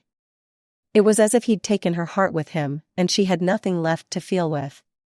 She just needed time, she told herself. She just needed time to sort out everything that had happened. Sure, it had only been a couple of weeks, but it had been wild. Things that simply didn't happen in real life had happened to her. She would soon come to her senses and realize that she wasn't in love with Matteo. She would soon understand that. Her heart would catch up with her head and she would stop feeling so melodramatic about everything. She sat there and waited, feeling more and more alone, and she finally began to feel something as the sun rose. It wasn't any of the things she'd hoped to feel, though. All she felt was emptiness where she had felt happy and fulfilled when he'd been close by. All she felt was an immense sense of loss that she couldn't even begin to explain to herself. It didn't matter how many times she told herself that she'd done the right thing. She felt as if she'd said no to the best part of what life had offered her, and now her life had no color in it. It had no joy in it. Time, she told herself, as she finally managed to get to her feet and walk to the window. The rain had cleared, and the sun was rising. She watched as light came into the world again, a little miracle that happened every single day. One that she appreciated every day because she appreciated all the little things in life. But she felt no joy in it. She felt no joy at all. When she finally felt again, all she felt was pain and regret. It was so fierce that it made her double over, hugging herself, trying to breathe. No. God, no, not like this. Not like this, she whimpered as she held on to herself and told herself that it wasn't real. None of it had been real. She hadn't lost anything real. It had just been a fantasy. It had all been a fantasy. But the pain was real, and she knew that what she'd lost had been real, too. She knew that she would never find it again. She loved him. It didn't matter if she couldn't explain it. She'd fallen in love with him at first sight. She still loved him. So she would survive without him. She would live without him. Because what choice did she have?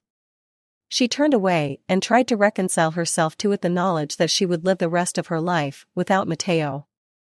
Matteo had never been so angry in his life. She'd accused him of lying to her. When had they had the time to tell each other the truth? He couldn't have at the vineyard, because she'd run away from him there.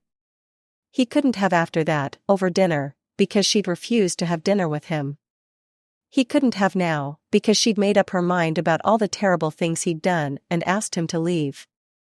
No, demanded that he leave. There had been no room for conversation because Alyssa had made up her mind. His brother. His brother was behind it. He knew it, of course. He didn't need to find proof to know it. Besides, what could he do with proof? There was no court of justice that could give him Alyssa's love and her trust. He was no longer so certain he wanted it, either. It had been madness. It was good to get a reminder of who he was and the life he was meant to lead. He'd had a pipe dream and now it was over. There wasn't much more to it than that. But his brother had crossed a line. He'd crossed many times, and he was going to pay for it. He'd indulged Gabriel and his games for far too long. This time, he had gone too far. This time, he had interfered too much. Matteo got to the hotel, checked in, and made the calls he needed to make. His dear brother was going to be in for a bit of a surprise. He was going to find out that his responsibilities were catching up with him. The anger carried him through most of the night, until he finally made the arrangements he needed to make. He would be going home. He would be going home to Sicily. He would forget about Alyssa, and he would move on with his plans. But he would not forget about Gabriel and what he had done. Matteo was good at transferring rage to productive ends. He made the transition from being a happy man planning a life with the woman he'd accepted was meant for him, to one who was intent on making his brother pay for what he'd done. He didn't consider how it might affect Alyssa. He didn't even think of Brianna. He'd found his focus, and he'd made his choice, because Alyssa had made her own. Matteo got to work.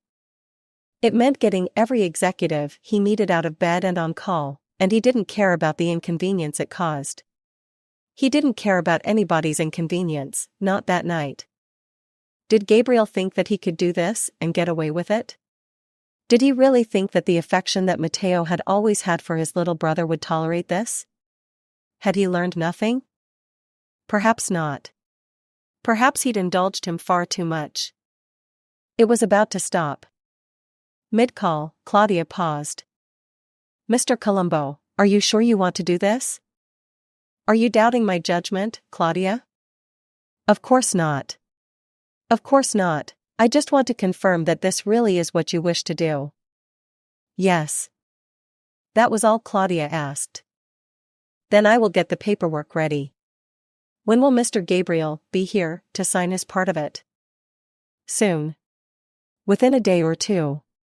I need to go through all of it. Contact his lawyers as well, as soon as I've checked it. His lawyers can see it before he does. They can approve it and then he can sign it. Mr. Colombo, have you considered that he might not sign? He will sign, Claudia. He will sign because I will be fulfilling my end of the contract. The contract? Your father's will? Yes. Do you require me to get the paperwork for that ready, as well? I will let you know when that's necessary. But I'm currently fulfilling all those conditions, as I was informed a few minutes ago. I will go on fulfilling them. Get this done, Claudia. He hung up, and sat back to consider the move he'd just made. Yes, part of it was to punish Gabriel. Matteo had no problem admitting that. He was not a nice person. Nice people didn't usually become rich and powerful. Nice didn't get things done, not on the scale he did things. No, he was ruthless, and he did things his way, to get what he wanted. Alyssa had been right about that. He made the decisions, because he could. He had chosen, every step of the way, to make sure that he was in control. So he would stay in control, and he would walk the path he'd chosen. He would walk it without Alyssa by his side. This had been the wake-up call he'd needed. He knew now that romantic fantasies of happy endings were not for him. His happy ending would be the one he made. So Matteo got to work, making it. His own version of a happy ending. Chapter 10. Bree? What's wrong? Alyssa looked up, startled, to see her sister running into the shop. Brianna was a mess. That was a shock in itself. Brianna was always perfectly put together. Alyssa was the one who might be a mess now and then, not Brianna. He's gone. Brianna braced herself against the counter and tears ran down her face. Alyssa glanced at Diane, who got the hint and made herself scarce. There was nobody else in the shop, thankfully. She'd just finished ringing up a sale for a family dinner, and she'd been planning a family dinner of her own. She'd just come to the conclusion that she'd been neglecting her family, and that they would help her forget about the strange 3 weeks in her life. The first week, when she'd met the man who had stolen her heart. The second week, when he'd come back into her life and made her feel more alive than she'd ever felt until then, before breaking her heart and walking out of it again. The third week, when all the color and happiness had leached out of her world, and she'd begun to wonder if she was alive. After all, family could help her fix some of it. At least Alyssa hoped it could, desperately. She needed it. But seeing Brianna's distress, Alyssa set her own heartbreak aside. Who's left? Adam? No, not Adam. Adam left before. Gabriel, he's left. What do you mean, Bree? He called me this morning and said he's going back to Italy. He said he won't be coming back. He said he won't be seeing me again. Oh, Bree. I'm so sorry. Damn those Colombo brothers, thought Alyssa. But she didn't say it out loud. Brianna didn't need to hear that. I don't know what I did wrong. What did I do wrong, Bree? Why do people keep leaving me? What's wrong with me? Why am I not enough? Ah, the Benjamin sisters, thought Alyssa, as she flipped the sign to closed and tried not to think of that time when everything in her life had changed after doing just that. Come on, sit down. There we go. Now cry it out. Rant if you want to. Scream. Let it out. I don't know why this is happening. He was so kind, Allie. He was so kind and so attentive. I thought it was leading somewhere special. Do you think he left because I wouldn't sleep with him? No, Bree. If he did, then he's not worth it. Anyway, is he? I think I was. I don't know. Was I falling for him? I wish I knew. I don't know how I feel anymore. I wouldn't sleep with him because you're still married to Adam. I wanted to betray Adam, like he betrayed me, but I couldn't do it, Allie. I couldn't do it. Why is it that men can let us down but we can't betray them? Why? I don't know. I wish I did. Liam had let her down in every way it was possible for a man to let a woman down. He had ignored her, cheated on her, blamed her for everything that went wrong, called her when convenient, chipped away at her self-worth like it was his long-term project. Matteo had. Maybe it was worse what Matteo had done. He'd just ignored her. He just ignored who she was and what she wanted, and acted as if she was a doll placed in the world to fit into his life. That had hurt her more. At least she'd understood that Liam was a selfish man who loved himself so much that there was very little room left for him to love anybody else. Matteo had loved her in his own way, but it had been the kind of way you love an ideal you could take with you. Not the way you loved a person with dreams and flaws of their own. The way Matteo loved her had been scary, and she'd had run. So Alyssa let Brianna cry on her shoulder, until she cried herself out. Why don't you come home with me tonight? Stay with me tonight. I could use the company, to be honest. It's been a pretty hard few days for me, too. What's wrong, Allie? You don't seem like yourself. You look like you're missing part of you. Alyssa chuckled ruefully. Let's not get carried away here. I'm not missing any part of me. All of me is right here. It's just been a difficult few weeks. You know, it's funny. That weekend, it was supposed to be awesome. I've been looking forward to it for so long. But everything went wrong there, didn't it? I mean, things kind of got messed up for you before that. But the weekend was supposed to make things better. Do you think Lane cursed us or something? We should ask Naomi. Maybe we dismissed the whole witch thing too easily. Maybe she can do something to get rid of whatever hex this is that's been ruining our lives. Brianna chuckled. What's wrong with your life? I thought you were happy. I haven't been there for you, have I? I'm sorry, Allie. No, you have to live your own life, Bri. I guess. Well, I kind of went and fell in love with Mateo, so there's that. What? Yeah. But you said. And I sent. Oh God. The two sisters sat there and thought things over. Now that they were together, some of the fog cleared from their brains and some things became clear. He played us. Gabriel. He played me, you mean? Said Brianna slowly. And Mateo got in the middle and got rid of him somehow. I don't know the details, but there are a whole bunch of really stupid, what are they called? Codicils? Or whatever attached to their father's will. Something about Gabriel's inheritance and Mateo's inheritance being tied to him having a legal heir or something of the sort. Except I thought Mateo made most of his money himself, so it must have been one hell of a will. I don't have a clue. And before I forget, he thinks that his dead great-grandmother predicted that he and I would meet and has been in our dreams or something of the sort. Brianna looked at her as if she wondered if Alyssa was crazy. Hey, don't look at me like that. He's the one who said it, not me. I told him it was crazy, too. But, well, crazy as it is, we did have the same dreams. From that first night at the vineyard, we had the same dreams. Maybe there were hallucinogens in the wine. Did you have dreams of storms and people looking for you and the wrong people finding you? Brianna shook her head slowly. Are you sure you're all right? Oh, sure. Sure, it's all insane, but maybe I should talk to Naomi. For, I don't know, a placebo spell or something. Brianna chuckled. I don't think that's how it works. I don't think. Allie, do you really love him? Oh yes. Yes, I do. Isn't that wonderful? I absolutely insanely love that man. It's going nowhere and he doesn't understand me even a little bit, so of course it's going nowhere. But I love him. Can you imagine? Brianna nodded wistfully. I can. I fell in love with Adam the moment I saw him. I made him chase me, of course. He needed that, he needed to win me. But I loved him from the moment I saw him. I didn't need to know anything more. It was as if my soul recognized him. If he'd asked me to elope with him right then and there, I would have done it without a second thought. Seriously. Absolutely. Bats hit crazy. Love makes people bats hit crazy. I talked to Mom about it back then. She said she fell for Dad like that, too. That's why she's never dated anybody seriously after that.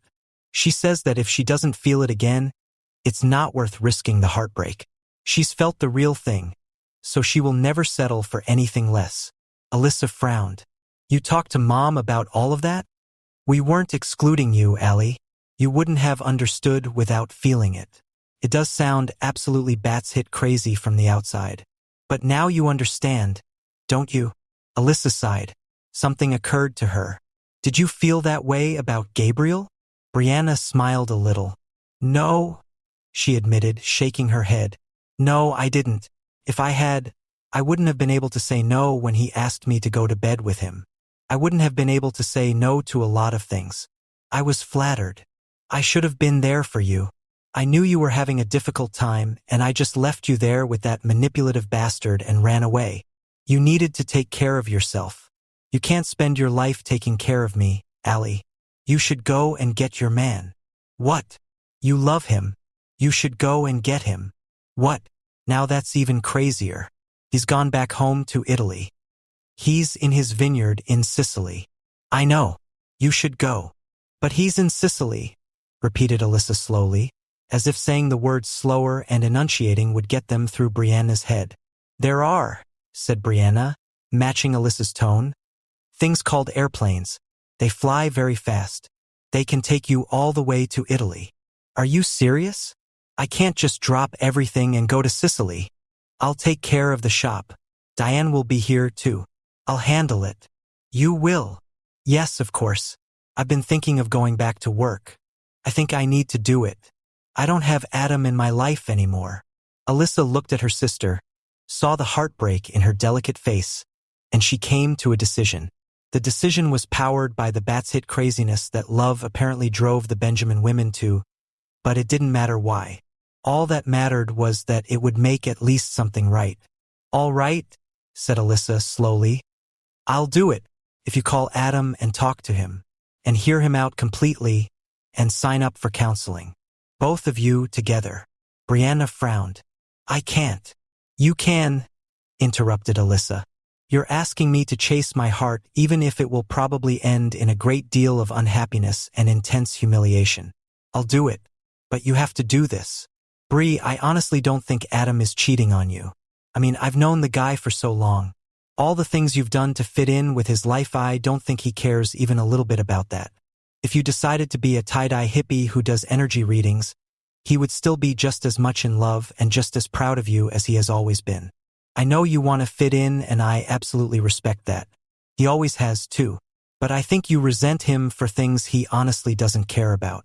If all his family turned around and talked smack about you, he would cut them off without a second thought. I don't think he would cheat on you, Bree. The man adores you. He's as batshit crazy about you as a Benjamin woman has ever been about any man. You should talk to him. Brianna was silent for a long moment. But his secretary. I know he didn't defend himself.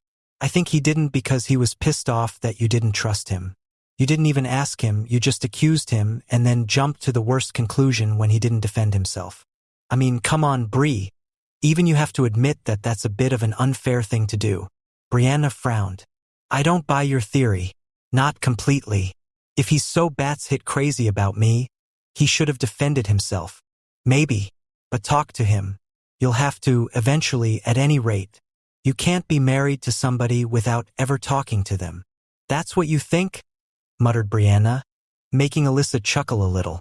So, do we have a deal? Asked Alyssa. Brianna nodded. Deal. But you get on a flight tomorrow.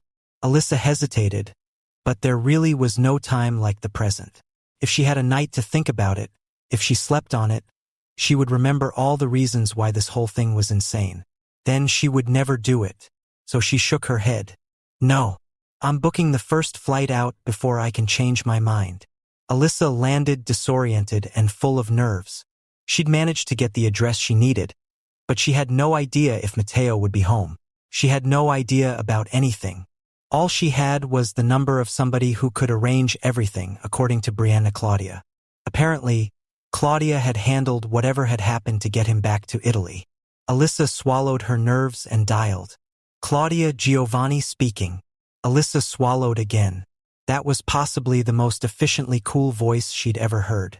Hello. I'm sorry to call like this, but I need to get in touch with Matteo. I need to see him as soon as possible. I'm sorry, but that will be impossible. Please, please. I came all the way here because I need to see him. Who is this? I'm Alyssa. Alyssa Benjamin. I met Matteo at the Napa Valley weekend. Ms. Benjamin, I need you to hold for a minute.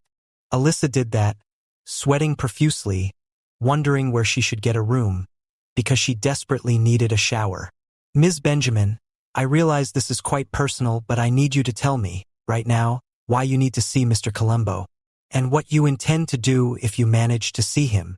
Alyssa took a deep breath. She did not want to tell a stranger this, but she had no other way. She had to swallow her pride.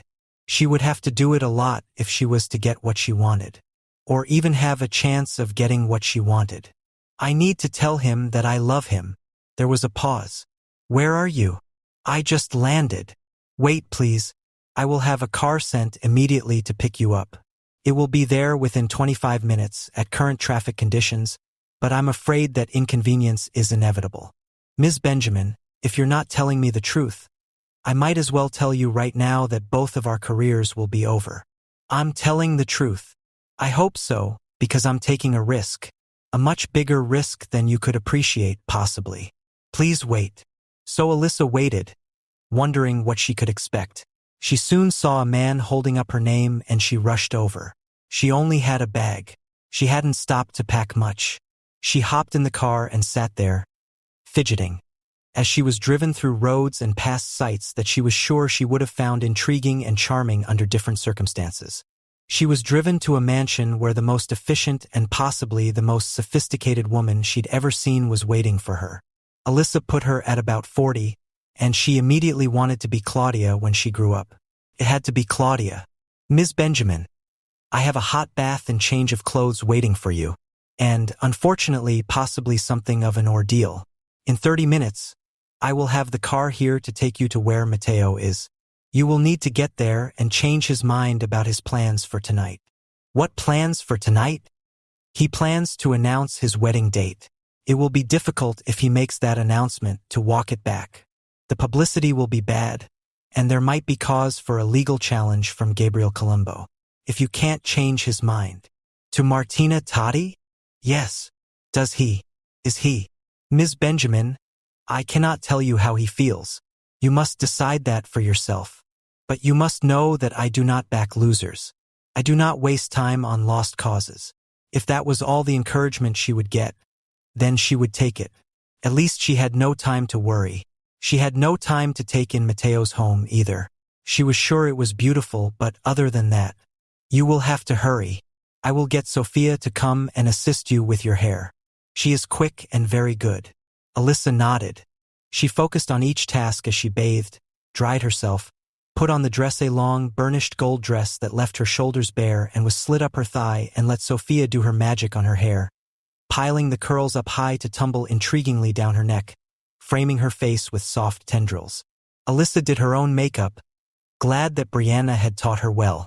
By the time Claudia came in to get her, she was ready, and too keyed up to wonder too much about what would come next. Shoes. You look good, Ms. Benjamin. Please call me Alyssa. I don't feel like Ms. Benjamin right now. Claudia nodded. You look terrified. Don't look so terrified. I don't back losers, remember? Now, you will be taken to a party where you will find Matteo and Martina together. I will call Matteo on his private line as soon as you get there. This will give you a chance to get him alone. Follow him, convince him, and make him happy. Alyssa nodded. She was so nervous by the time she got there that she nearly stumbled. Her legs trembled so much. She half expected to be stopped at the door, but she was allowed in, probably thanks to Claudia, and sent into the garden, lit by fairy lights, where the party was in full swing. There were beautiful people everywhere, laughing, talking, but she had eyes only for Matteo. She searched and she found him quickly enough.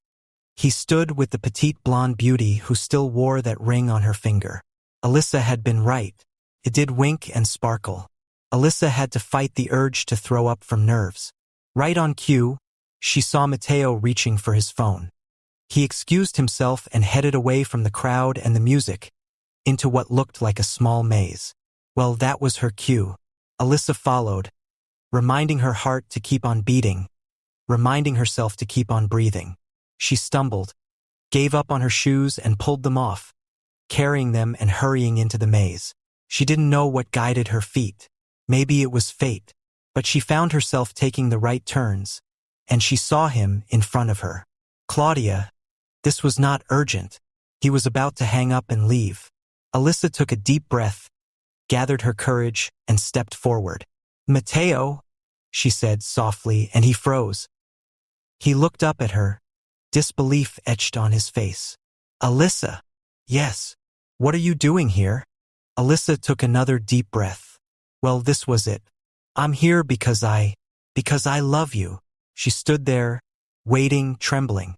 She needed him to tell her that he loved her, too. She needed him to tell her that she wasn't too late. She couldn't be too late. I'm announcing my wedding tonight. I know. I heard. Matteo, please don't. Please don't. I love you. I came here because I love you. I don't know what else I can say.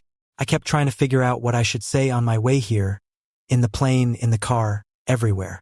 But I have nothing else to say. I love you. It doesn't mean I agree with what you did. It doesn't mean I will do everything you want me to do. So maybe I'm all wrong for you, maybe Martina will be easier. But I love you. Nobody will ever love you as much as I love you. She'd laid her heart bare. She'd poured everything she had out there. She waited, and she nearly wept in relief when he walked to her, pulled her into his arms and kissed her, long and passionate, as if he would never let her go. Matteo, she whispered, as he kissed her again and again, as if they were alone in the world. You came to me. She held on to him and kissed him again, feeling alive again until the tears turned into sobs. Matteo, it's all right. Everything will be fine, he promised, and she had to believe him. Chapter 11. Alyssa clung to him and raised her face to him again. Kiss me. Kiss me again. I missed you so much. Hi there, unfortunately we've had to take this steamy scene out as it's against YouTube's terms of service. If you don't want to miss out on love scenes in future stories, check the description and join the Romance Audiobook Insiders for free for more info. Okay, back to the story. Alyssa nodded. She couldn't tear herself away, though. She moved closer for another kiss, and another, until he pulled away again. I promise. An hour. I'll be home in an hour. Wait for me. She nodded. When he smiled and pulled the pins from her hair, wiped her smudged lipstick away with his pocket handkerchief, she felt more cherished than she had been ever in her life. Thank you. We'll talk later. Go on, now. Wait for me. You will wait for me, won't you? She nodded. She would. She made her way back to the car that was waiting for her, got in, and was driven back to Matteo's home. This time, she saw the beauty in everything, because her heart was full. She managed to text Brianna and let her know that everything would probably be fine, and when she got to the mansion, a big, sprawling mansion lit brightly, Claudia was waiting for her. Looks like we're not destroyed. Alyssa smiled. You don't back losers. Claudia grinned. Welcome, Alyssa.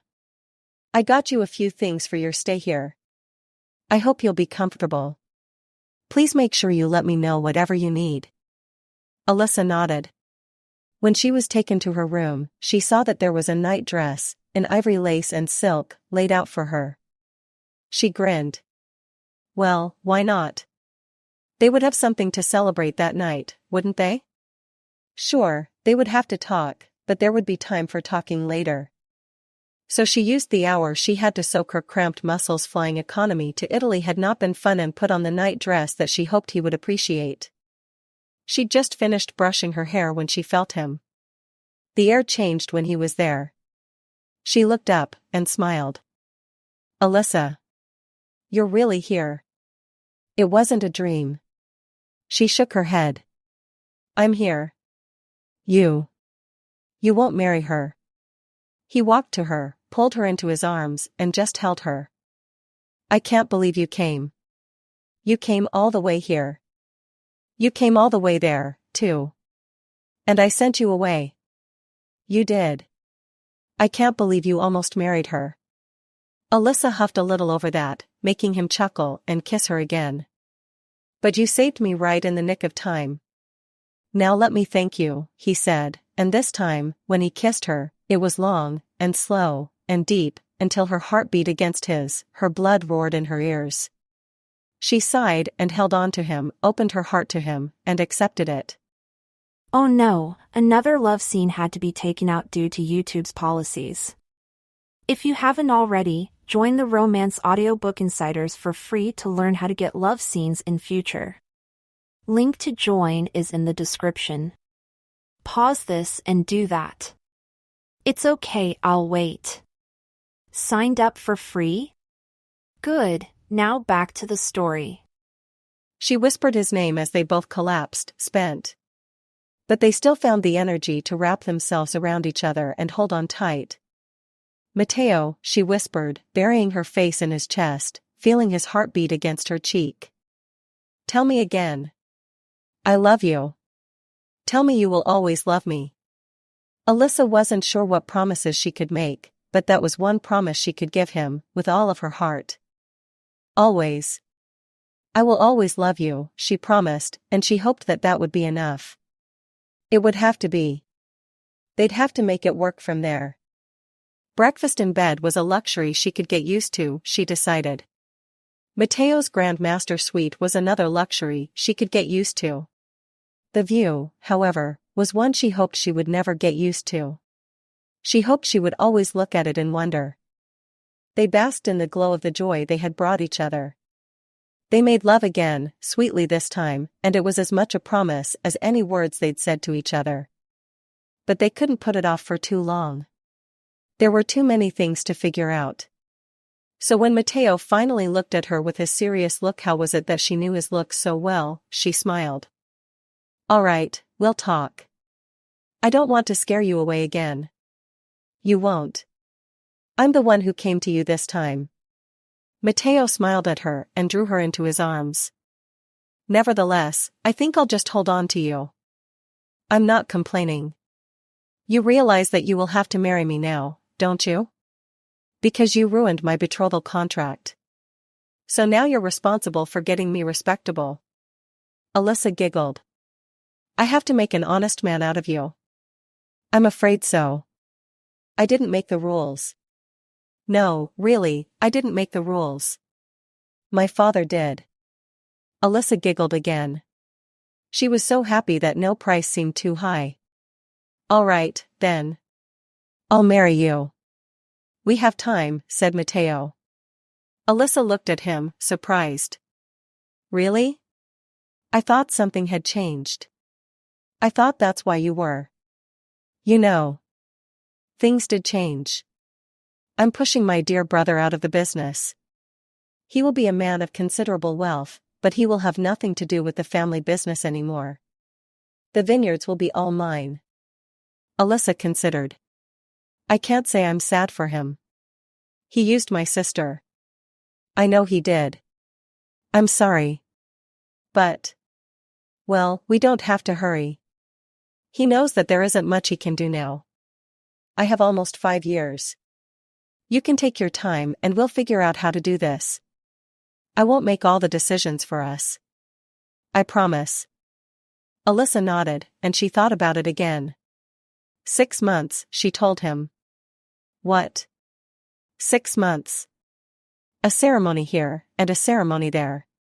And we can figure out how to have homes in both places. You'll be expanding in the States. I think it would be good for Brianna to be a part of my business. I wouldn't have to be there all the time. And, well, being here will only be good for me.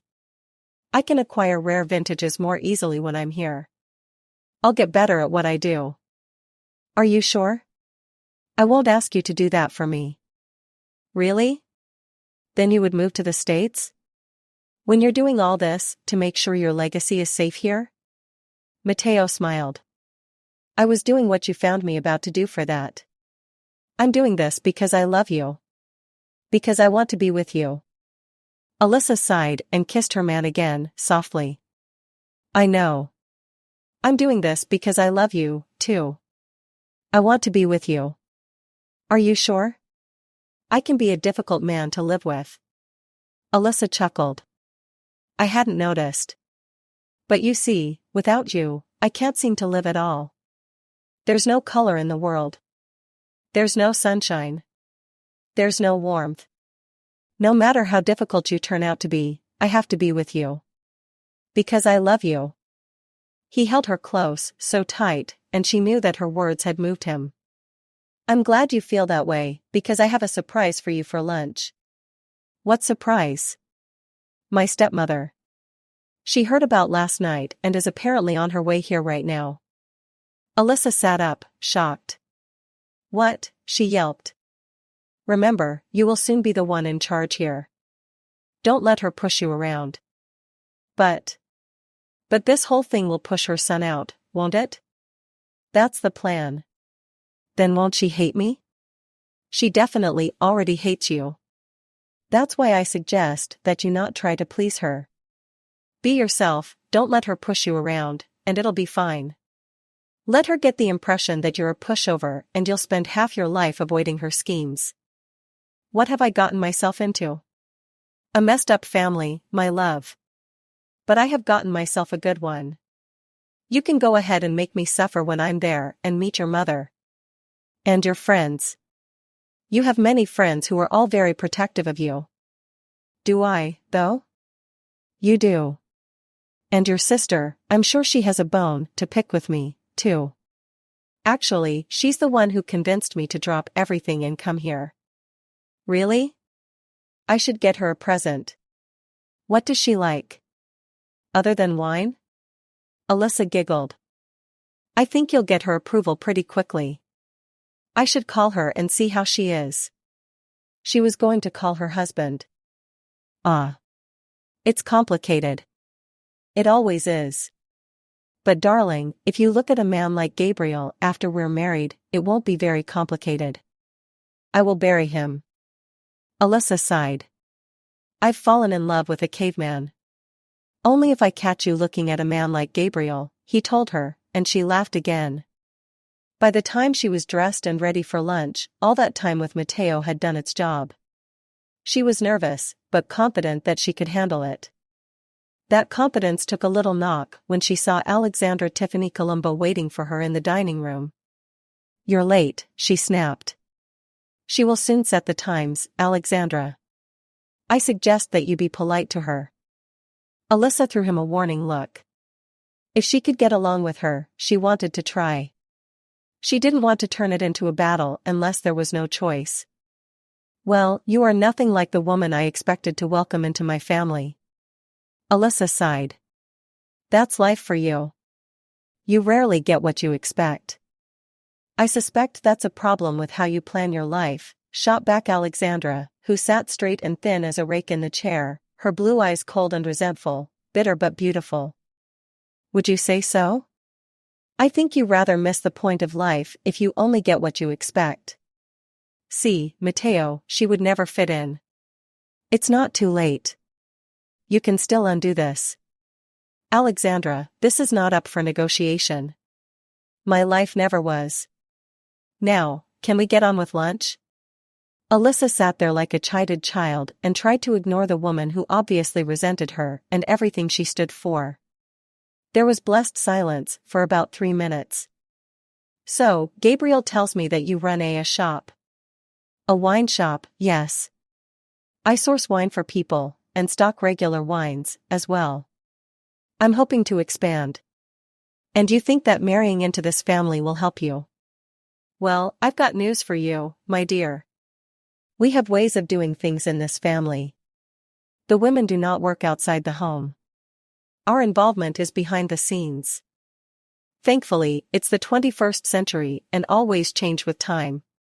That's how customs get antiquated. Like this idea, for instance, that women don't work. Why not? What a waste it would be. I build a business I'm quite proud of, even if it's nothing in scale compared to what Matteo has done. But without my business, we would never have met. Why would I give up something that brought us together? Matteo, said Alexandra, in overblown despair. Listen to Alyssa, Alexandra. This is insufferable. Really? I think the fish is excellent, declared Alyssa, earning herself another glower from Alexandra. Alyssa was ignored for the rest of the conversation. Alexandra said no to dessert, cast a disdainful withering glance at Alyssa when she didn't say no to it, and turned to Matteo again. Reconsider, Matteo. I know what I am talking about. This is a mistake. This woman will not be an asset to the family. Perhaps not, said Alyssa, fed up with being talked about as if she wasn't there, but I will be an asset to Matteo. I think that's all I need to be, here. If I'm more than that, well, it will be a pleasant surprise. If I'm not, everything has run smoothly without me for so long. I see no reason why that shouldn't continue. Now Matteo, if you'll excuse me, I really must make a few calls. Sure, love. Use the phone in the bedroom. Thank you, she said, and would have walked away, but he grabbed her hand. Aren't you forgetting something? Her eyes widened. What? This, he said, and pulled her down for a kiss. It wasn't a soft peck. It definitely was not suitable for Alexandra's eyes. But Mateo obviously didn't care, and if he didn't, why would she? So she kissed him back, held on tight, and pulled away after a long minute, reluctantly. We'll get the details of the wedding plan tonight. Okay, she told him. As she walked away, she could hear the horrified questions pouring forth from Alexandra. Oddly enough, she was happy as she walked through the halls, and she felt as if she already belonged. She found Claudia, waved, and was glad to be greeted by somebody who didn't hate the sight of her. You had a phone call, Alyssa. You were at lunch, so. Was it my sister? Brianna Benjamin, yes. I'll call her back. Got lots to tell her. Claudia smiled. Welcome, Alyssa. You will be an asset to both the family and the company. I'll find a wedding planner if you want to have a big wedding. She shook her head. No, I think a small wedding, friends and family at whatever church Mateo's grandparents went to would be the best thing. Claudia nodded in approval. Excellent. Then we will find an appropriate wedding dress before you go back to the States. I suppose you will want 2 ceremonies? Alyssa nodded. Appropriate. By the way, your sister left a message. She said to tell you that you were right about Adam. Alyssa sighed in relief. It looked like things were working out for the Benjamin sisters, after all. Against all odds, too. Anything else? Not to worry if she doesn't answer for the next 2 hours, because Adam is home. Alyssa laughed. I guess sometimes, fate does know what it's doing. Claudia shrugged. If that's how you see it. I think we make most of our luck. Chapter 12. Ready. Alyssa's frankly terrified eyes met Brianna's in the mirror. I am definitely not ready. Come on. You've had 6 months to change your mind and you're happier than I've ever seen you. And after everything I had to do to be able to tell Liam about your engagement and get a photo of his reaction, you didn't even care about it. Why would I care? See, I love Adam and I love that we're starting a family, but I still like knowing that your jerk of a brother-in-law is pissed off about everything. Alyssa sighed. You know, I seriously don't care about Liam. I know. That's why I know this is right for you. You're happy. So why are you not ready? Because I just know that Alexandra has turned up in white. Brianna chuckled. She has not. I know that because Claudia said she would make sure that that didn't happen. Alyssa relaxed a little. Claudia worked miracles on a daily basis. If anybody could make sure that Alexandra hadn't turned up in white, it was Claudia. What about paparazzi? All held far away because there are more security people around the perimeter of the property than there are guests at the wedding. Okay, all right, okay. How do I look? Wonderful. You look wonderful. Alyssa sighed. The sleek wedding dress with cap sleeves, sweetheart neckline, and a slight flare at her knees really did look good on her. The veil wasn't her idea, but it had been Mateo's grandmother's. It was old and borrowed, and as for something blue, she'd vetoed that. She'd wanted something green instead, and that was her engagement ring. It had emeralds and green jade, and it reminded her of Mateo's eyes. It was a beautiful day. The sun was shining. There were no dark clouds. There was no storm. She'd been found, and she'd been found by her soul mate, her true love. No matter how superstitious and precious it sounded, she knew it was true. Where's Mom? Still outside, determined that she won't ruin her makeup like she did back home. Alyssa chuckled. She did ruin her makeup, didn't she? Completely. I, on the other hand, was stoic then and am stoic now. I think that's because pregnancy hormones have made you completely weird. I am calm and serene and collected. Of course you are, Bree. Is everybody settled? Is it time for me to go? Seriously, Allie, you've already done this once. Why are you so worried? Because this time it's in a church and everything. Last time it was at home. At Mom's home. It was fine. It wasn't a big deal. This time we actually have the car ride to the church, and then there's a priest and praying. Okay, I get it. Relax. Breathe. Calm down. Remember that if anything looks like it might overwhelm you, Claudia is quite capable of stepping in and taking over for the priest. It would be quite the scandal, but she's capable of doing it. And Matteo would kill anybody who said a word to hurt you. Alyssa grinned. I'm not sure if that's supposed to comfort me, actually. I don't want there to be bloodshed. Neither does anybody else. Everybody will behave. I guess I have to thank you for getting married now and not in 2 months. The flight would have been a nightmare after I was past 6 months. I can't believe I'm going to be an aunt. You're going to be the most fabulous aunt. And you'll soon give my girl cousins. Alyssa pursed her lips. I'm not thinking of that. One thing at a time. I know. But I've seen the look. Alyssa melted a little. She'd seen the look in her own eyes, too, and in Matteo's. Knowing that Brianna was expecting had changed something in her. Sure, they had time. She was only 27 and they had 4 years still. But even so, there was nothing wrong with getting a move on it, was there? They weren't in a rush, but they weren't not in a rush either. We'll see how it goes. Whatever happens, happens. Let me get married first. I mean, I'm supposed to be doing that today, right? Well then, shall we go? She smiled and nodded. She was ready. She was as ready as she could be. She was going to remember every moment. At least, she meant to. But the next thing she remembered was walking down the aisle to her groom. His eyes glowed with pride, like her ring did. She stood beside him and made her vows. No, she would not obey, and they would both cherish each other, forever. And when they ran out, he grabbed her, lifted her, and kissed her, long and sweet, until their friends and family cheered. And so she became Alyssa Benjamin Colombo, for the second time. More hours passed in a blur. All she could remember was that there were many toasts, there was dancing, and she had danced with her mother instead of her father, and it had been beautiful. By the time the sun set, the party was just getting started. Really? But Matteo pulled her aside. Where are we going? Our honeymoon. Really? How do you like south of France? I've never been, she told him, amused. Good. I can show it to you. When? Now? He told her, to her surprise. She found that her sister had packed her a bag. You told Bree. Yes, and got her blessing, and she packed for you. Alyssa grinned. You're beginning to get to know me.